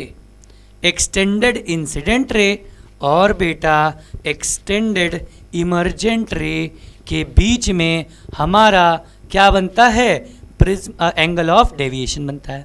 एंगल ऑफ डेविएशन का एक फॉर्मूला आता है बेटा, कभी कदार सीबीएसई में भैया लोग आपसे इस पे 1 नंबर के एमसीक्यू में पूछ लेते हैं, rare of the rarest case में आता है, फिर भी बस आप फॉर्मूला याद कर लीजिए, ये होता है angle I plus angle E minus angle A. Angle I क्या है बेटा? Angle of incidence. Angle E क्या है? Angle of emergence. Angle A क्या है बेटा? Angle of prism. Angle of prism. अब आपको ये अगर एग्जाम में आता है तो आप सीधा सीधा लिखोगे कि अगर ग्लास प्रिज्म के ऊपर कोई भी लाइट इंसिडेंट होती है, अगर कोई लाइट रे इंसिडेंट होती है तो बेटा ये अपने पाथ से डेविएट कर जाएगी, और डेविएट कर जाएगी तो बेटा जो एंगल ऑफ डेविएशन आएगा वो हम इस फॉर्मूले से निकाल सकते हैं। अब बेटा आपको पता है इसमें बहुत खेल है। अभी तो हम नॉर्मल लाइट रे इंसिडेंट कराए हैं, ठीक है, लेकिन अगर इसी की जगह पे हम लोग इस नॉर्मल लाइट रे की जगह, ये नॉर्मल लाइट रे की जगह अगर हम आप इस पे बेटा वाइट लाइट इंसिडेंट करा दें। वाइट लाइट क्या होती है सर? जैसे सनलाइट, उस पर इंसिडेंट करा दें तो स्पेक्ट्रम का फॉर्मेशन, डिस्पर्जन हो जाएगा, लाइट बिखर जाएगी 7 अलग अलग रंगों में। क्या होगा, कैसे होगा, ये अभी हम आपको बताते हैं। आई होप ये क्लियर होगा। एकदम कोई दिक्कत है डेविएशन में? एकदम गड़बड़ मत करिएगा बेटा, आता है क्वेश्चन आपसे पूछते हैं, ठीक है, कोई दिक्कत होनी नहीं चाहिए। क्लियर है सबको? चलिए अगर क्लियर तो बेटा एक बार इसका भी स्क्रीनशॉट लीजिए तो फिर आगे बढ़ते हैं। आ जाइए। चलिए अब देखिए थोड़ा सा हम लोग इसके बुकिश लैंग्वेज के बारे में हम लोग देख लेते हैं। ग्लास प्रिज्म से क्या रिफ्रैक्शन, क्या लिखा है? प्रिज्म पहले क्या होता है देखिए। Prism is a transparent refracting medium founded by at least 2 surface. कम से कम 2 सरफेस आपस में इंक्लाइंड होने चाहिए। देखिए inclined to each other at an certain angle, किसी एंगल पे। ये तो प्रिज्म हो गया। देखिए the angle between 2 lateral surface is called angle of prism, जिसको हम लोग एंगल ए बोलते हैं। Angle of prism and angle of deviation which leads to dispersion of light. Dispersion of light क्या होता है? थोड़ा देर समय दीजिए, अभी बता देंगे, ठीक है, बता रहे हैं। डिस्पर्जन ऑफ लाइट, यहाँ ये देखिए बेटा, ये एंगल डेल्टा, ये एंगल ऑफ डेविएशन का फॉर्मूला जो आपको पीछे हम अभी बताए हैं। उसके साथ साथ ये लिखा है red light has maximum wavelength, ठीक है, and violet light has minimum wavelength. ये सब क्या होता है? हमको 5 मिनट दीजिए, अभी हम आपको डिस्पर्जन बता देते हैं, आपको खुद ब खुद सब कुछ क्रिस्टल क्लियर हो जाएगा, ठीक है। एकदम आगे बढ़ा जाए, बोर तो नहीं हो रहे भाई साहब, ठीक है, थोड़ा खिंच रहा है, लंबा लेक्चर है भाई, लेकिन नंबर भी तो देगा, ठीक है। आ जाइए आगे देखते हैं बेटा फटाफट। अब देखिए, अच्छा एक काम करते, रुको, मैं आपको थोड़ा यहीं पे डिस्पर्जन समझा देता हूँ। आइए यहीं पे आपको एक डिस्पर्जन समझा देता हूँ। डिस्पर्जन सेम आप तुरंत समझ जाएंगे। देखिए डिस्पर्जन क्या होगा। अब सेम यहीं पे बेटा हम एक प्रिज्म, वही प्रिज्म ले लेते हैं, वही प्रिज्म ले लिए A B C with prism angle theta या कुछ भी मान लीजिए, वो मैटर नहीं करता।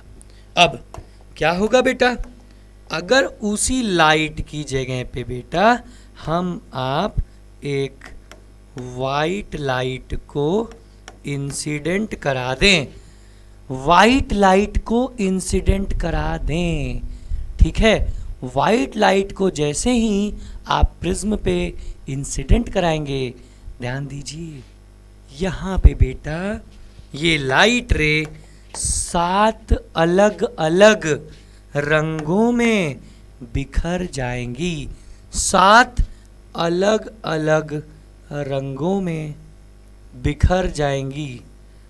3 4 6 7 ऐसा 7 अलग अलग रंगों में बिखर जाएंगी।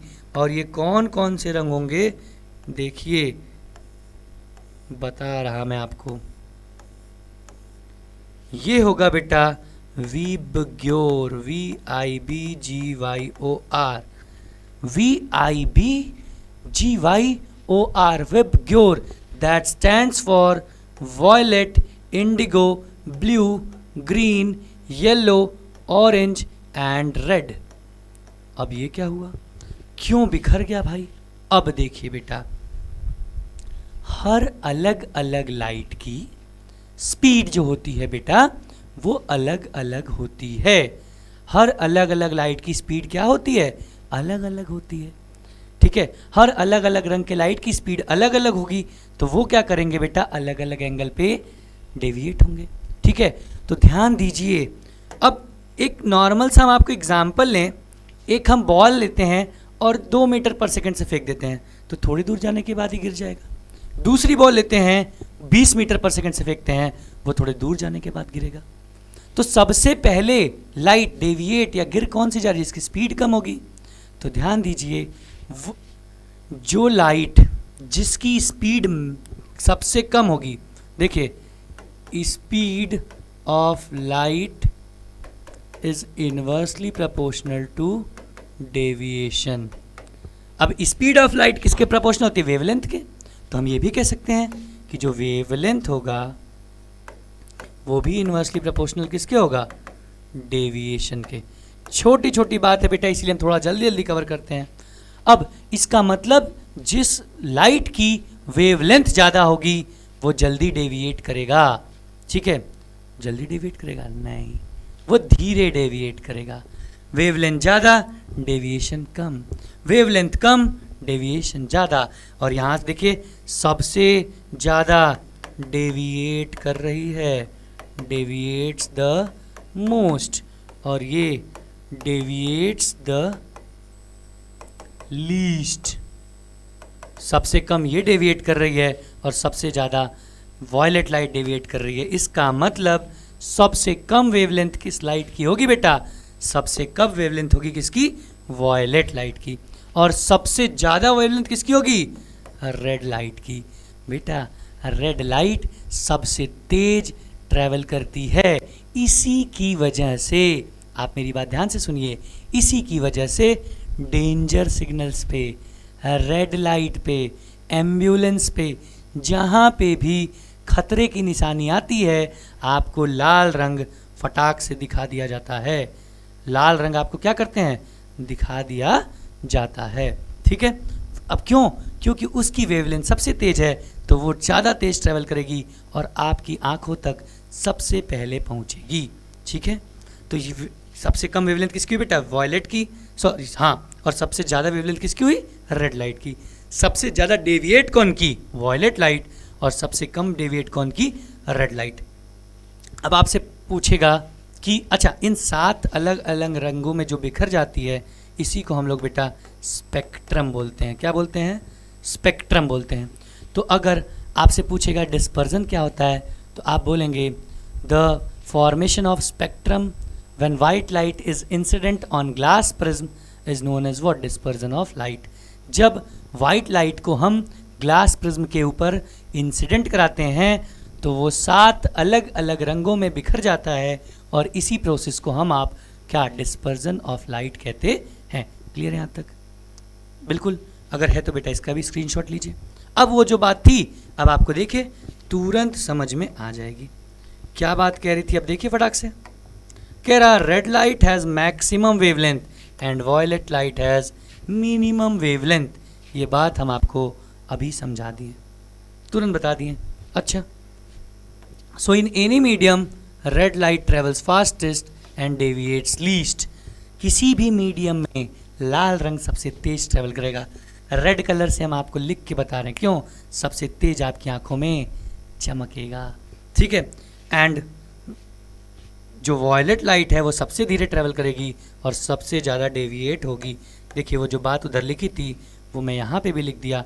अब आपको समझ में आ गया होगा कि वेवलेंथ ज़्यादा, डेविएशन कम, वेवलेंथ कम, डेविएशन ज़्यादा। ठीक है बेटा, आ रही है बात समझ में? क्लियर हो रहा होगा सब कुछ? चलिए, अगर हो रहा है बेटा तो थोड़ा और आगे बढ़ते हैं। आइए अब हम लोग देखते हैं, अब एक छोटी सी टॉपिक इसी में और आती है, रिकम्बिनेशन ऑफ वाइट लाइट। ये क्या होता है? देखिए ध्यान से सुनिए। डिस्पर्जन फिनोमेना को हमारे the greatest, the GOAT scientist कौन? न्यूटन साहब ने डिस्कवर किया था। अब न्यूटन साहब किसी चीज़ों को इतनी आसानी से तो छोड़ देंगे नहीं, तो वो क्या किए कि एक प्रिज्म के ऊपर जब वाइट लाइट को इंसिडेंट कराएं तो उन्होंने देखा कि ये 7 अलग अलग रंगों में बिखर जा रही है। तो वो सोचे क्या ऐसा पॉसिबल है कि हम 7 अलग अलग रंगों को उस ग्लास प्रिज्म पे इंसिडेंट कराएं तो वो फिर से वाइट लाइट हमको मिल के बन जाए। तो इसका एक्सपेरिमेंट उन्होंने किया और पाया कि हाँ ये पॉसिबल है। हमें कुछ नहीं करना है, हमें 2 प्रिज्म का यूज़ करना है और दोनों को ऑपोजिट सेंस में रख देना है। ठीक है, एक पे अगर वाइट लाइट इंसिडेंट कराते हैं तो 7 अलग अलग रंगों में बिखरेगी, तो जो दूसरा इन्वर्टेड प्रिज्म रखा है उस पे वो 7 अगर बिखरा हुआ कलर जाएगा तो वो फिर से वाइट लाइट मिल के हमें मिल जाएगा। देखिए ये लिखा है क्या, newton so that the reverse of dispersion of white light, he kept 2 prism close to each other, one in erect position, यहाँ देखिए erect position में पहला, and other in inverted position, दूसरे को क्या किए उल्टा कर दिए। अब बेटा जैसे ही यहाँ से white light इंसिडेंट कराएं, यहाँ से देखिए 7 अलग अलग रंगों में बिखरा। अब बिखरने के बाद इस पे फिर से इन्वर्टेड प्रिज्म पे जब इंसिडेंट कराएं तो ये 7 अलग अलग रंग फिर से हमको वाइट लाइट मिला के दे दिया, और इसी को हम लोग बोलते हैं recombination of white light. Recombine कर गई, पहले 7 अलग अलग रंगों में बिखरी, देन दूसरे इन्वर्टेड प्रिज्म पे जब ये इंसिडेंट हुई तो ये फिर से वाइट लाइट मिलके हमें मिल गई। क्लियर यहाँ तक? चलिए क्लियर है तो फिर आगे देखते हैं। अब आई थिंक कि आपको डिस्पर्जन, ग्लास प्रिज्म ये क्लियर हो गया होगा, रिकॉम्बिनेशन भी। ठीक है, अब आते हैं थोड़ा हम एक नए फिनोमेना पे जिसका नाम है एटमॉस्फेरिक रिफ्रैक्शन। कलरफुल वर्ल्ड, अब कैसे रंगीन होगा दुनिया, हम आप देखना धीरे धीरे स्टार्ट करते हैं। रिफ्रैक्शन आपको पता है? रिफ्रैक्शन पता है तो एटमॉस्फेरिक रिफ्रैक्शन में कोई दिक्कत नहीं होने वाली। रिफ्रैक्शन क्या था sir? Change of path of light ray when it goes from one medium to another medium. एक मीडियम से दूसरे मीडियम पे जाने में जो लाइट रे अपने पाथ को चेंज करती है उसे ही हम आप क्या कहते हैं? एटमॉस्फेरिक, सॉरी उसे हम लोग रिफ्रैक्शन कहते हैं। अब एटमॉस्फेरिक रिफ्रैक्शन में कुछ है ही नहीं बेटा, वो जो 2 मीडियम है अगर उन दोनों मीडियम में कोई भी एक मीडियम अगर अर्थ का एटमॉस्फेयर होता है, अर्थ का क्या होता है? एटमॉस्फेयर होता है, तो उसे ही हम आप एटमॉस्फेरिक रिफ्रैक्शन बोलेंगे। देखिए क्या लिखा है, when the light ray passes through the earth atmosphere, कहाँ से भैया? Earth atmosphere, then they undergo refraction. वो कहाँ जाती है? रिफ्रैक्शन में जाती है। Then the refraction of light caused by these layers is called atmospheric refraction. उन्हें हम लोग क्या कहेंगे? Atmospheric refraction.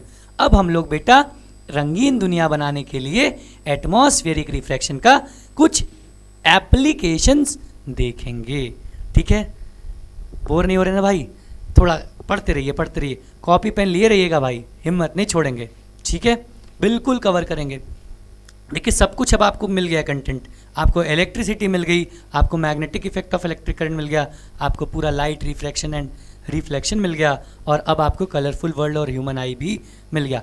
10th की पूरी फिजिक्स बेटा आपको कवर हो गई है। ठीक है, अगर आप बिल्कुल सिंसियरली इसी चीज़ों को अच्छे से पढ़ लेते हैं तो भी बेटा आपके बोर्ड्स में पूरे मार्क्स आपको मिलेंगे।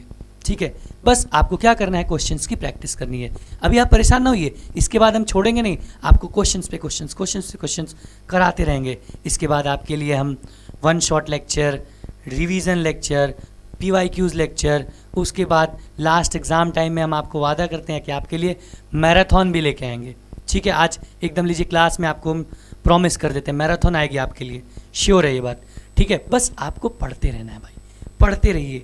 देखिए पढ़ने से ही सब कुछ चेंज होगा भाई। ठीक है, हम मिडिल क्लास लोग बेटा इसीलिए तो काम कर रहे हैं। ठीक है, क्यों? क्योंकि अगर देखिए बेटा किसी एक इंसान को तो कदम उठाना ही पड़ेगा।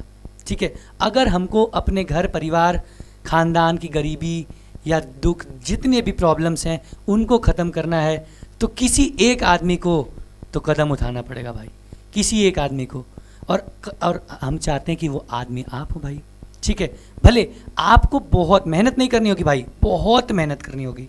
ठीक है, लेकिन हाँ ये है अगर एक बार आप बहुत सारी मेहनत कर लेते हैं तो आप अपने पूरे परिवार की आगे वाली आने वाली पीढ़ियों को चेंज कर सकते हैं। रिवॉल्यूशन ला सकते हैं। सोशल में पढ़ते हैं ना, क्रांति ला देंगे आप। ठीक है, कदम उठाना पड़ेगा। ठीक है, साथ मिल के करेंगे, आप भी कदम उठाइए, हम भी उठाएंगे, मेहनत करते रहेंगे, वो नहीं छोड़ेंगे। ठीक है, चलिए आइए, बोर मत होइए भाई, फटाफट आगे बढ़ते हैं। अब आइए देखिए, अब हम आपको एक नया कॉन्सेप्ट बताते हैं जिसका नाम है बेटा टोटल इंटरनल रिफ्लेक्शन। ठीक है, आप अपने एनसीईआरटी में पढ़ेंगे तो आपको फॉर्मेशन ऑफ रेनबो में बस एक लाइन लिखी है, लाइट रिफ्लेक्ट इंटरनली। आप वहीं पे खो जाएंगे, आपको पता नहीं चलेगा इसका क्या मतलब है। बहुत इंपॉर्टेंट बात है, कोर्स में नहीं है, पूछेगा नहीं आपसे डायरेक्ट कि क्या टोटल इंटरनल रिफ्लेक्शन होता है, लेकिन क्या होता है आइए मैं आपको समझाता हूँ, ध्यान दीजिए। तो अब देखिए, अब बोलोगे सर कहीं स्पेलिंग तो गलत नहीं, क्योंकि हम सब कुछ लेंस रिफ्रैक्शन रिफ्रैक्शन रिफ्रैक्शन पढ़ रहे थे। रिफ्लेक्शन तो बेटा जब मिरर छोड़े थे तब का ही छोड़ दिए हैं, लेकिन सर ये रिफ्लेक्शन लिखा है। हाँ, यहाँ रिफ्लेक्शन ही है। होता क्या है देखिए, नॉर्मली बेटा जो हमारा ग्लास स्लैब वाला हम एक्सपेरिमेंट किए थे वहीं पे आते हैं, ध्यान दीजिए, ध्यान दीजिएगा। हम क्या किए थे, एक लाइट रे को इंसिडेंट कराए थे, एक इस पे बेटा नॉर्मल बनाए थे और हम देखे थे लाइट रे टूवर्ड्स नॉर्मल बेंड हो गई थी। यही हुआ था, हाँ सर यही हुआ था। अब एक काम करते हैं, ध्यान दीजिएगा, एक काम करते हैं बेटा, हम एंगल ऑफ इंसिडेंस को थोड़ा और बढ़ाते हैं। एंगल ऑफ इंसिडेंस बढ़ा दी, ध्यान दीजिएगा, क्या होगा, थोड़ा लाइट और यहाँ पास से जाएगी, जाएगी कि नहीं, हाँ सर जाएगी, कोई बात नहीं। थोड़ा और एंगल ऑफ इंसिडेंस बढ़ाइए, लाइट रे थोड़ी और पास से गई, नॉर्मल से सटे हुए, एंगल ऑफ इंसिडेंस बढ़ रहा है, एंगल ऑफ रिफ्रैक्शन कम हो रहा है। थोड़ा और एंगल ऑफ इंसिडेंस बढ़ाते हैं तो उस केस में क्या होगा बेटा, लाइट रे बिल्कुल नॉर्मल के ऊपर से चली जाएगी। ध्यान दीजिए, लाइट रे बिल्कुल नॉर्मल के ऊपर से चली गई। अब ध्यान दीजिए, वो एंगल, बहुत इंपॉर्टेंट बात आपको मैं बोल रहा हूं, दिमाग खोल के बैठिएगा और ध्यान से सुनिएगा, वो इंसिडेंट एंगल जिस पे लाइट रे बिल्कुल नॉर्मल के ऊपर से चली जाए, उस इंसिडेंट एंगल को हम और आप क्रिटिकल एंगल कहते हैं। क्या कहते हैं, क्रिटिकल एंगल।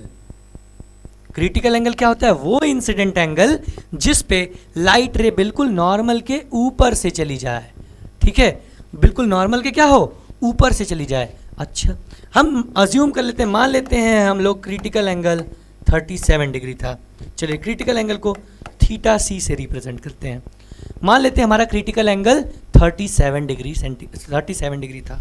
ठीक है, अब क्या हुआ, अब हम लोग अब अपने इंसिडेंट एंगल को थोड़ा और बढ़ाते हैं, थोड़ा और बढ़ाएं तो ध्यान दीजिए बेटा, इस केस में रिफ्रैक्शन नहीं होगा। इस केस में अब रिफ्रैक्शन नहीं होगा। क्या बोल रहे हो सर, हाँ यही है केस।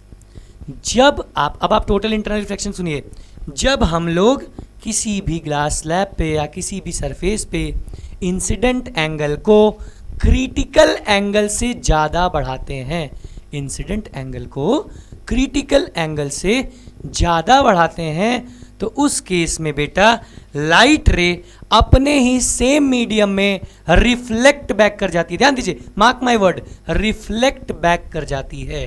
क्या करती है, रिफ्लेक्ट कर जाती है सेम मीडियम में with angle I equals to angle R, law of reflection को फॉलो करते हुए। और इसी चीज को हम आप बहुत प्यार से टोटल इंटरनल रिफ्लेक्शन बोलते हैं। क्या बोलते हैं, टोटल इंटरनल रिफ्लेक्शन। देखिए बेटा, ये सब लिखा हुआ तो आपके नोट्स के लिए, कॉन्सेप्ट क्या है ये यहाँ मैं आपको बता दिया।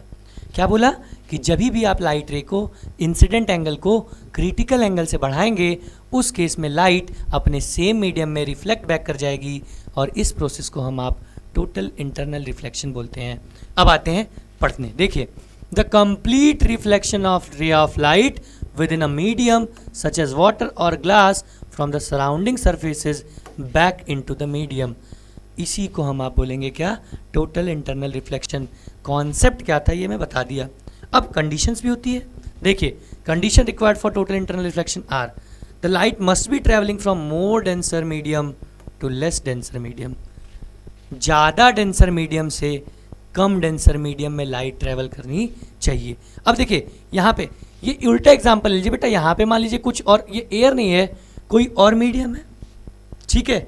हम मान लेते हैं यहाँ पे कुछ भी, जैसे मान लीजिए ये ग्लास का रिफ्रैक्टिव इंडेक्स 1.5 है, तो यहाँ पे कोई ऐसा रिफ्रैक्टिव इंडेक्स करे जिसका क्या है 1.5 से ज़्यादा है रिफ्रैक्टिव इंडेक्स, तो ये ग्लास से एयर में जा रही हो तब किसी भी, जैसे अब प्रिज्म पे देखो, प्रिज्म पे देखोगे अगर यहाँ एयर है, यहाँ ग्लास है, यहाँ फिर से एयर है, तो इस सरफेस पे कभी टोटल इंटरनल रिफ्लेक्शन नहीं होगा, इस सरफेस पे हो जाएगा।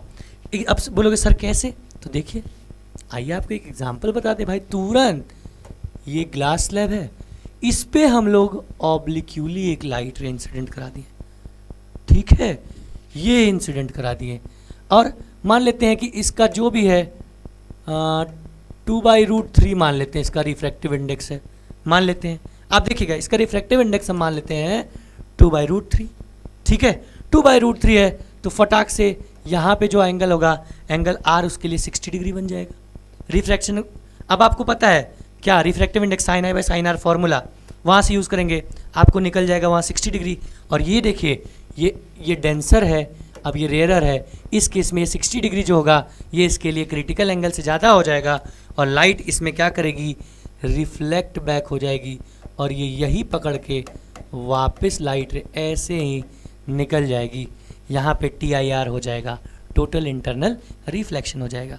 तो ध्यान दीजिएगा कि लाइट रे जरूरी है कि डेंसर से रेयरर मीडियम में आ रही हो, या मोर डेंसर से लेस डेंसर मीडियम में आ रही हो, तभी TIR पॉसिबल है।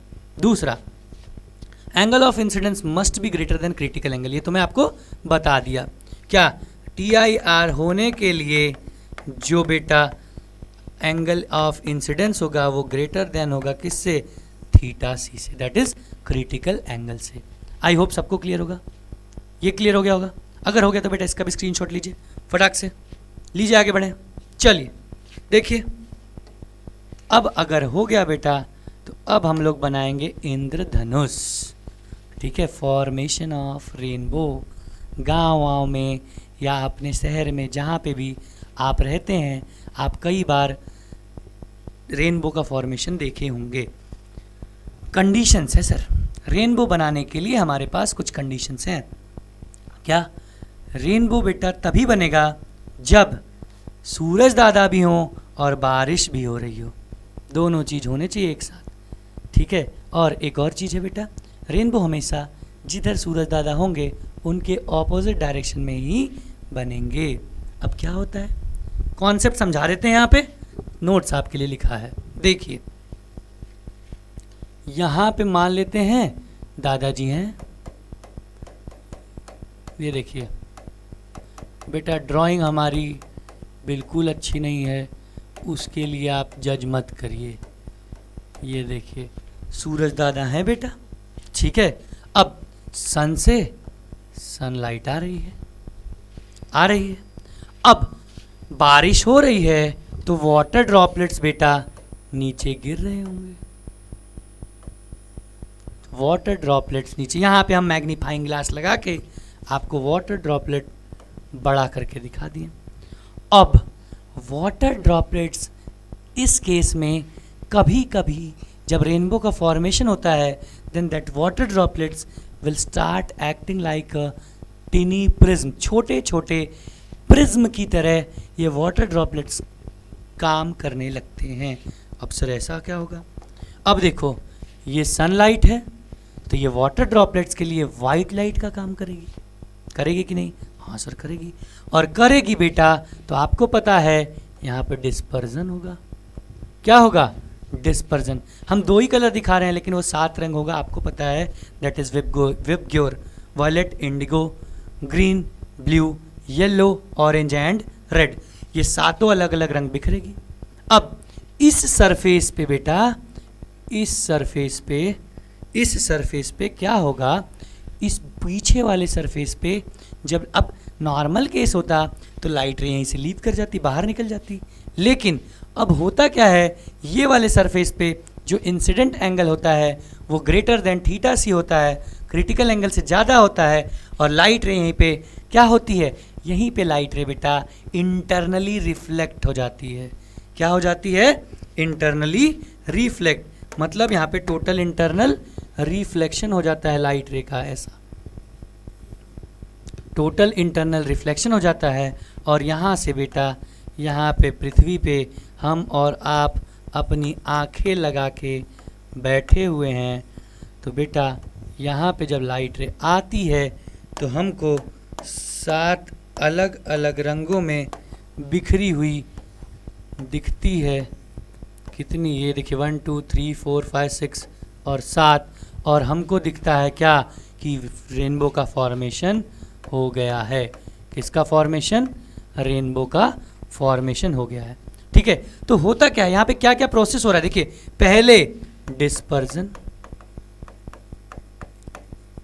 दूसरा रिफ्रैक्शन, ये तो होगा ही होगा, और तीसरा टोटल इंटरनल रिफ्लेक्शन। ये 3 प्रोसेस हो रहा है। सबसे पहले क्या हुआ, incident white light speed water droplets पे गिरी, ये 7 अलग अलग रंगों में बिखर गया, डिस्पर्जन हो गया। अब रिफ्रैक्शन तो होगा ही होगा ना, यहाँ डिस्पर्जन हो गया, पीछे वाले सरफेस पे लाइट इंटरनली रिफ्लेक्ट कर गई और यहाँ से बाहर फिर से निकल गई, और हमारी आंखों में 7 अलग अलग रंग बिखरी हुई दिखी, जिसे हम आप बोलेंगे कि क्या हो गया, रेनबो का फॉर्मेशन हो गया। आइए फटाफट इसकी एक बार हम लोग वो देख लेते हैं, तो इसकी लैंग्वेज खुद पढ़ लेते हैं। क्या लिखा है, देखिए लिखा है, अ rainbow is a natural spectrum appearing in the sky after a rain shower. Rain shower के बाद एक नेचुरल स्पेक्ट्रम का फॉर्मेशन होता है, जिसे हम लोग क्या कहते हैं, रेनबो कहते हैं। It is caused by dispersion of sunlight. देखिए वहाँ पे लिखा है, सब कुछ वहाँ पे लिखा है, कहाँ से, बाई टिनी वाटर ड्रॉपलेट्स। ये वाटर ड्रॉपलेट्स ही तो है, ये क्या है, ड्रॉपलेट्स ही तो है भाई, प्रिज्म की तरह काम कर रहा है। ठीक है, प्रेजेंट इन द एटमॉस्फियर। अच्छा, it is formed in the direction opposite to that of sun. ये बात भी मैं आपको बता दिया, कहाँ पे बनेगा, सन के ऑपोजिट डायरेक्शन बनेगा। The water droplets act like small prism. यहाँ लिखा है भाई, सब कुछ उस डायग्राम में आपके लिखा हुआ है, किसकी तरह काम करेगा, स्मॉल प्रिज्म की तरह। They refract and disperse the incident sunlight. पहले रिफ्रैक्ट होगी और सनलाइट को डिस्पर्स 7 अलग अलग रंगों में कर देगी। देन रिफ्लेक्ट इंटरनली, फिर इंटरनली रिफ्लेक्ट कर दी, and finally refract it again, और फाइनली रिफ्लेक्ट करके comes out of the rain drop. Rain drop के बाहर निकल गई और हमारी आंखों तक पहुंच गई। अब देखिए, due to dispersion of light and total internal reflection different colour reach the observer eye. Observer की आंखों तक अलग अलग रंग पहुंचे। ठीक है, you can also see the rainbow on a sunny day when you look at the sky through a waterfall और थ्रू अ वाटर फाउंटेन। बिल्कुल सही बात है बेटा, कभी कभी हम लोग फाउंटेन से भी अगर क्लियर स्काई को देखते हैं तो हमको 7 अलग अलग रंग या रेनबो की तरह दिखता है। ठीक है, with the sun behind you, अगर सन आपके पीछे है तो। आई होप बिल्कुल रेनबो का फॉर्मेशन आप लोगों को क्लियर हो गया होगा। ठीक है, अगर क्लियर हो गया तो एक बार बेटा इसका भी स्क्रीनशॉट ले लीजिए। तो चलिए बेटा, अगर स्क्रीनशॉट हो गया तो आगे बढ़ते हैं, आ जाइए। अब आगे बेटा हम लोग देखते हैं ट्विंकलिंग ऑफ स्टार्स। तारे क्यों टिमटिमाते हैं। ठीक है, टिमटिमाते हैं, क्या टिमटिमाते हैं कि नकली बात है, झूठी बात है, सब कुछ हम देखेंगे। आइए देखते हैं क्या होता है भाई। अब एक चीज़ हम आपको फिर से कॉन्सेप्ट समझाते हैं बेटा। जो तारे हैं वो हमारे पास से बहुत बहुत ज़्यादा दूर हैं। यहाँ पे मान लेते हैं हमारे पास कोई एक स्टार है, या मान लेते हैं भैया हमारे पास यहाँ कोई एक स्टार है। अब इस स्टार की स्टार लाइट हमारे पास आ रही है। स्टार की स्टार लाइट भाई, उसके पास खुद की लाइट है, वो हमारे पास आ रही है। अब ध्यान दीजिएगा, मान लेते हैं कि हमारे पास, अच्छा रुकिए, किसी ब्लैंक पेज पे आपको हम समझाते हैं। रुकिए रुकिए रुकिए रुकिए रुकिए, कहाँ है, आइए यहाँ समझा देते हैं आपको। देखिए होगा क्या बेटा, हमारे पास ये एक स्टार है मान लेते हैं भैया, और स्टार की स्टार लाइट हमारे पास आ रही है। ये हमारा अर्थ है और ये उसका एटमॉस्फेयर। ध्यान दीजिए, मेरी बात समझिएगा, ये अर्थ और ये अर्थ का एटमॉस्फेयर। स्टारलाइट भाई बाहर वैक्यूम में सीधा सीधा आई, अब अर्थ के एटमॉस्फेयर में जैसे ही घुसेगी मीडियम का चेंज होगा और ये क्या करेगी सर, रिफ्रैक्शन करेगी। अब ध्यान दीजिए, रिफ्रैक्शन करेगी, हम लोग सरफेस पे अर्थ के, हमें यहाँ पे स्टारलाइट दिखेगी और हम क्या करेंगे, देखेंगे अगर सीधे तो हमें कहीं स्टार यहाँ पे दिखेगा। इसका मतलब ये क्या है, एक्चुअल पोजीशन, और ये क्या है, एपरेंट पोजीशन। मतलब एक और चीज हमको पता चला कि जो एक्चुअल पोजीशन है स्टार की, उससे थोड़ा ऊपर हमको स्टार दिखता है। क्यों? Because of atmospheric refraction.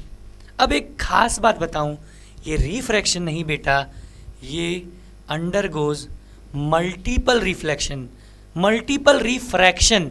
क्यों सर? क्योंकि बेटा इसके अंदर अलग अलग गैसेस हैं, डस्ट पार्टिकल्स हैं, सबकी डेंसिटी अलग, तो सब अलग अलग मीडियम का काम करेगा। और ये देखिए, ये ऐसे ऐसे कई सारे रिफ्लेक्शन करते हुए हमारी आंखों तक पहुंचेगी।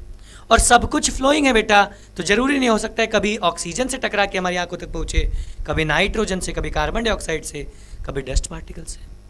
हो सकता है कभी किसी एक चीज़ से टकरा के उस समय हमको स्टार अगर ब्राइटर दिख रहा है तो अगले ही मोमेंट पे हमको फेंटर दिखे, दूसरा स्टार क्या दिखे, फेंटर दिखे, कम चमकीला दिखे। तीसरा कोई चमकदार होगा तो चौथा कोई फेंटर दिखेगा। इसका मतलब कि हमको ये लगेगा कि तारे क्या कर रहे हैं, टिमटिमा रहे हैं, लेकिन एक्चुअल में ऐसा वैसा कुछ होता नहीं है। लेकिन इसको हम लोग महसूस करते हैं, हमको लगता है कि कोई एक टाइम पे कोई एक ब्राइटर है तो दूसरा फेंटर होगा, ठीक है। तो इसी को हम लोग कहते हैं ट्विंकलिंग इफेक्ट। क्या कहते हैं? Twinkling effect. किसकी वजह से होता है सर? एटमॉस्फेरिक रिफ्रैक्शन की वजह से होता है। बस इतनी सी बात है। अब आप थ्योरी में देख लीजिए, फटाफट आप समझ जाएंगे क्या कहता है। देखिए, कहता है the twinkling of star is due to atmospheric refraction of starlight as the starlight on entering the earth atmosphere undergo refraction continuously। Continuous कई सारे मल्टीपल रिफ्रैक्शन में ये जाते हैं। अच्छा, before it reaches to earth, earth तक पहुंचने से पहले। फिर देखिए, the atmospheric refraction occurs in a medium of gradually changing refractive index. अलग अलग मीडियम तो उसका अलग अलग रिफ्रैक्टिव इंडेक्स होगा। अब क्या होगा, since the atmosphere bends starlight towards normal, क्या करता है, एटमॉस्फेयर नॉर्मल की तरफ बेंड करता है। The apparent position of star is slightly different from its actual position. बिल्कुल सही बात है, सब कुछ मैं आपको एक्सप्लेन कर दिया, बस पढ़ रहा हूँ आपके सामने, ध्यान दीजिएगा। The star appear slightly higher above the actual position when we from horizon, जब हम लोग हॉरिजन से देखते हैं। अच्छा, further this apparent position of star is not stationary but keep on changing slightly since the physical condition of earth atmosphere is not stationary as well as in the case of previous paragraph। अच्छा, since the star are very distant they approximate point size source of light। बिल्कुल सही बात है, हम सारे पास से बहुत ही ज़्यादा दूर हैं तो हमको क्या पॉइंट साइज सोर्स दिखते हैं लाइट का, ठीक है। As a path of rays light coming from the star goes on varying, slightly vary करती है, तो इसीलिए एपरेंट पोजीशन भी हमको फ्लक्चुएट होता है, और जो अमाउंट ऑफ लाइट हमारी आंखों तक पहुंचती है वो भी क्या करती है, फ्लिकर करती है, जिसे हम आप ट्विंकलिंग इफेक्ट कहते हैं, ठीक है। उसे ही हम लोग क्या कहते हैं, ट्विंकलिंग इफेक्ट या फिर twinkling of stars. Notes purpose से एक बार आप इसको स्क्रीनशॉट ले सकते हैं बेटा, ठीक है। पॉइंट वाइज आपके एग्जाम में पूछेगा तो आप छोटा सा डायग्राम बनाएंगे और तुरंत लिख देंगे। अब एक चीज़ होता है नेक्स्ट, इसी का एप्लीकेशन है बेटा, advance sunrise and delayed sunset.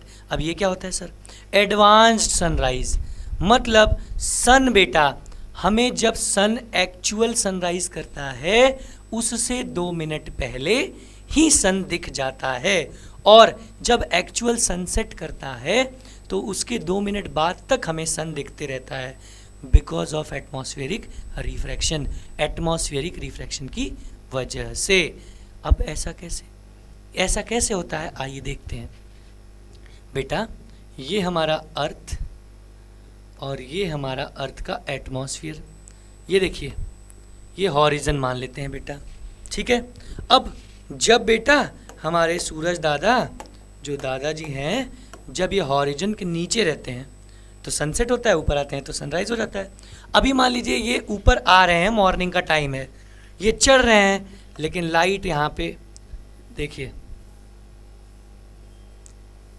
ये बेटा, अरे मिट जाओ भाई, ये देखिए सूखे फिर से बना देते हैं। ये देखिए क्या होगा कि यहाँ पे हमारे सूरज दादा रहे और चढ़ रहे थे बेटा। अब यहाँ से सनलाइट गई, रिफ्रैक्ट की, तो यहाँ पे जो आदमी था वो सीधे देखा और हमको सूरज दादा यहाँ दिख गए। एक्चुअल में क्या सनराइज हुआ है? नहीं हुआ है, लेकिन हमको सूरज दादा दिख गए, मतलब हम सोचेंगे सनराइज हो गया। इसी को बोलते हैं एडवांस सनराइज। अब इस पहली बार जब हमको सूरज दादा दिखते हैं और एक्चुअल सनराइज होने में टोटल 2 मिनट का गैप होता है। 2 मिनट का गैप होता है। एज इन घूमते घूमते जब सनसेट मान लेते हैं हो गया, सनसेट हो गया, तो भी बेटा अभी लाइट हमारे पास आ रही है और ये रिफ्लेक्ट करेगी, तो भी हम देखेंगे तो हमको लगेगा कि अभी सनसेट नहीं हुआ है। तो जब सनराइज एक्चुअल हो जाता है और जब तक हमको दिखते रहते हैं, उसमें भी 2 मिनट का क्या होता है? गैप होता है। इसीलिए हम लोग इसको बोलते हैं एडवांस्ड सनराइज और इसको बोलते हैं डिलेड सनसेट। क्या बोलते हैं? Delayed sunset. ठीक है, अब यही बात यहाँ पे सब कुछ लिखा है। कॉन्सेप्ट आप समझ जाएंगे, लिख तो अपने से भी सकते हैं। देखिए क्या लिखा है, the sun is visible to us about 2 minute before the actual sunrise and about 2 minute after the actual sunset because of atmospheric refraction. By actual sunrise we mean the actual crossing of the horizon, actual crossing by the sun. The time difference between the actual sunset and sunrise and actual sunset and जो actual sunset होता है और जो हमको दिखता है उसमें 2 minute का डिफरेंस होता है। ठीक है, तो यहाँ पे 2 मिनट का और यहाँ 2 मिनट का, मतलब 4 मिनट हमको सूरज दादा ज़्यादा दिखेंगे। नोट क्या है बेटा? The apparent flattening of the sun disc sunrise and sunset is due to, हाँ बिल्कुल सही बात है, सन डिस्क का बेटा एपरेंट जो फ्लैटनिंग होती है, ठीक है, सनराइज और सनसेट के टाइम पे, वो भी बिकॉज ऑफ एटमॉस्फेरिक रिफ्रैक्शन होती है। क्लियर है सबको? क्लियर? तो बेटा ये भी स्क्रीनशॉट लीजिए फटाफट। इतना तो बेटा हम लोगों का एटमॉस्फियरिक रिफ्रैक्शन का क्या था? एप्लीकेशन था। अब हम लोग को एक लास्ट कॉन्सेप्ट और इसके 1-2 एप्लीकेशन देखेंगे, चैप्टर खत्म हो जाएगा। बोर हो गए सर? होना नहीं है भाई, हार नहीं मानेंगे, रार नहीं ठानेंगे, जब तक तोड़ेंगे नहीं तब तक छोड़ेंगे नहीं। आइए, स्कैटरिंग हिंदी में मतलब है बेटा छितर जाना। क्या हो जाना? छितर जाना, मतलब फैल जाना। क्या हो जाना? फैल जाना। लाइट रे जो फैल जाती है, छितर जाती है किसी चीज़ से टकराने के बाद, ठीक है, उसे ही हम बोलते हैं स्कैटरिंग। क्या कहते हैं? स्कैटरिंग। देखिए, the deviation of lights from its path randomly in all direction when it fall on suspended particle present in atmosphere is called scattering of light. क्या कहते हैं? स्कैटरिंग ऑफ लाइट कहते हैं। ठीक है, the colour of scattered light depends on the size of scattering particles. जिस चीज से टकरा के स्कैटर कर रही है लाइट, ठीक है, उस पे डिपेंड करेगी कलर पे। वेवलेंथ वाला केस है भाई। ठीक है, जितना ज़्यादा अच्छे से टकराएगी उतना ज़्यादा कलर हमें स्प्रेड आउट दिखेगा। ठीक है, एंड वेवलेंथ, बिल्कुल वही तो बात बताया मैं आपको। Very fine particle scatters mainly blue light, while particle of larger size scatter light of longer wavelength, that is red light। बहुत अच्छा, यहाँ पे एक आपको जादू बता देते हैं। फर्स्ट MCQ सुन लीजिए, फर्स्ट विजिबल लाइट कौन सी है सर? Blue light. हमको पहली विजिबल लाइट कौन सी है? ब्लू। अब आप बोलोगे सर सबसे ज़्यादा तो छितरती है, अब सबसे ज़्यादा छितरेगी वो जिसकी वेवलेंथ सबसे कम होगी, तो सबसे कम वेवलेंथ तो वॉयलेट की होती है, तो सबसे ज़्यादा वॉयलेट दिखनी चाहिए। तो बेटा वॉयलेट लाइट की जो वेवलेंथ होती है वो इतनी कम होती है कि वो जो एटमॉस्फेयर में प्रेजेंट पार्टिकल साइज है उससे भी कम होती है, तो वो टकरा के फैल ही नहीं, दिखेगी ही नहीं। तो जो सबसे मेन, सबसे आइडियल कंडीशन हमारे लिए आता है, जो सबसे छितरने के बाद लाइट या फैलने के बाद दिखती है, स्कैटर होने के बाद दिखती है, उसे हम लोग ब्लू लाइट कहेंगे। क्या कहेंगे? Blue light. देखिए यहाँ पे लिखा है note, the blue light present in sunlight is scattered 10 times more than, अरे बाप रे, जो सनलाइट वाइट लाइट के अंदर जो ब्लू लाइट है वो 10 गुना ज़्यादा स्कैटर करती है, किससे? रेड लाइट से। ठीक है, चलिए अब देखिए यहाँ पे लिखा है scattering is directly proportional to D to the power 6। D क्या है बेटा? डायमीटर है, किसका? पार्टिकल का। क्या है? पार्टिकल का डायमीटर है। अच्छा, ये दूसरा क्या है? Scattering is inversely proportional to lambda to the power 4। Lambda, lambda क्या है? Wavelength of light. वेवलेंथ जितना ज़्यादा स्कैटरिंग उतना कम, और टू दी पावर 4 है, ध्यान दीजिएगा, जितना ज़्यादा वेवलेंथ स्कैटरिंग उतनी कम होगी। क्लियर है? चलिए, अगर क्लियर है बेटा तो फटाफट हम लोग इसके एप्लीकेशन पे आ जाते हैं। Phenomena based on scattering of light. इसमें सबसे पहला हमारे पास आएगा टिंडल इफेक्ट। बहुत सुने होंगे बेटा इनके बारे में। कभी धूल उल एरिया में अपनी 4 व्हीलर लेके जाइए, बाइक लेके जाइए रात के टाइम पे, या फॉग वॉग रहता है उस टाइम पे ठंडियों में लेके जाइए गाड़ी। हेडलाइट जब हम ऑन करते हैं तो उसमें पूरा हमको पाथ विजिबल होता है, पूरे डस्ट पार्टिकल्स दिखते हैं। या फिर कभी घने जंगल में जाइए तो उससे जो लाइट रे आती है उसका पाथ हमको पूरा विजिबल होता है, उसके अंदर के पार्टिकल्स विजिबल होते हैं। इसे ही हम लोग मेनली टिंडल इफेक्ट कहते हैं। देखिए क्या कहता है, the earth atmosphere is a heterogeneous mixture of minute particle. बिल्कुल सही बात है। अब एक चीज़ और, कॉन्सेप्ट बेटा आप 9th में पढ़े हैं सोल्यूशन, और टाइप्स ऑफ सोल्यूशन में एक होता है कोलाइडल सोल्यूशन, और एक और बात, कोलाइडल सोल्यूशन के अंदर बेस्ट स्कैटरिंग होगी। क्या होगी? बेस्ट स्कैटरिंग होगी। किसके अंदर? Colloidal solution. MCQ, ज्ञान की बात, ध्यान दीजिएगा। ठीक है, particles of smoke, tiny water droplets, suspended particles of dust and molecules of air. So when a beam of light strikes such fine particles, जब beam of light ऐसे fine particles से टकराती है, the path of beam become visible, हमको path दिखने लगता है, और उसे ही हम लोग क्या कहते हैं? टिंडल इफेक्ट कहते हैं। क्या कहते हैं? Tyndall effect. देखिए, Tyndall effect can also be observe when sunlight passes through a canopy of dense forest. घने जंगलों के बीच से जब पाथ ऑफ लाइट आएगी वो भी हमें दिखती है, उसे भी हम आप टिंडल इफेक्ट कह सकते हैं। क्लियर है सबको? चलिए, अगर क्लियर है बेटा तो फटाफट थोड़ा और आगे बढ़ते हैं, और आगे बढ़ते हुए हम एक चीज़ जानते हैं, why the colour of clear sky blue. अब सर, जो सबसे ज़्यादा छितरेगी, सबसे ज़्यादा स्कैटर करेगी, वही कलर हमको विजिबल होना चाहिए, तो वॉयलेट और इंडिगो क्यों नहीं दिखती है? 2 कंडीशन बताऊंगा, अपने दिमाग में बैठा लेना बेटा। सबसे पहले वॉयलेट और इंडिगो कलर की जो वेवलेंथ होती है वो इतनी कम होती है कि एटमॉस्फेयर में प्रेजेंट जो पार्टिकल्स हैं उसके साइज से भी कम उसकी वेवलेंथ होती है, तो उनसे टकराते हैं तो सही से वो फैल ही नहीं पाते हैं। और दूसरा, जो हमारी आई है वो वॉयलेट और इंडिगो कलर की लाइट को सेंस करने के लिए उतनी सेंसिबल नहीं है। ये 2 बात आप अपने दिमाग में बैठाइएगा। तो इसके हिसाब से जो फर्स्ट विजिबल लाइट हमारे पास आएगी वो ब्लू होगी, और ये बिल्कुल आइडियल कंडीशन होती है एटमॉस्फेयर में प्रेजेंट पार्टिकल्स के, उनके ही रेशियो का उसका वेवलेंथ है, टकराती है, फैलती है, और पूरा का पूरा आसमान हमें नीला दिखता है। क्या दिखता है? नीला दिखता है। दोपहर के समय पे हमको सफ़ेद दिखने लगता है। क्यों? क्योंकि एकदम डायरेक्ट सनलाइट आती है, तो स्कैटरिंग उतना पॉसिबल हो नहीं पाती है। ठीक है। अच्छा, एक और बात, अगर आप बेटा जब आप कभी प्लेन से जाइए, और प्लेन से जाने के बाद जब आप अर्थ के एटमॉस्फेयर के बाहर चले जाइए तो आपको पूरा का पूरा आसमान काला दिखने लगेगा। क्या दिखने लगेगा? काला, ब्लैक एकदम दिखने लगेगा। क्यों? क्योंकि बेटा वहाँ पे कोई स्कैटरिंग के लिए कोई पार्टिकल ही नहीं प्रेजेंट है, वो पता ही नहीं चलेगी, इसलिए हमको पूरा क्या होता है? डेंस दिखने लगता है। आइए सुनती क्या कहता है। During the daytime, sky appears blue. This is because when the size of particles in the atmosphere is smaller than the wavelength of visible light. Visible light में सबसे पहली visible light blue होगी sir. So they scatter the light of shorter wavelength. That is कौन सा? Blue color. अच्छा, अब यही scattered light हमारी आंखों तक पहुंचती है. It should be noted that the sky appears black. देखो वही बात है जो मैं आपको बताया.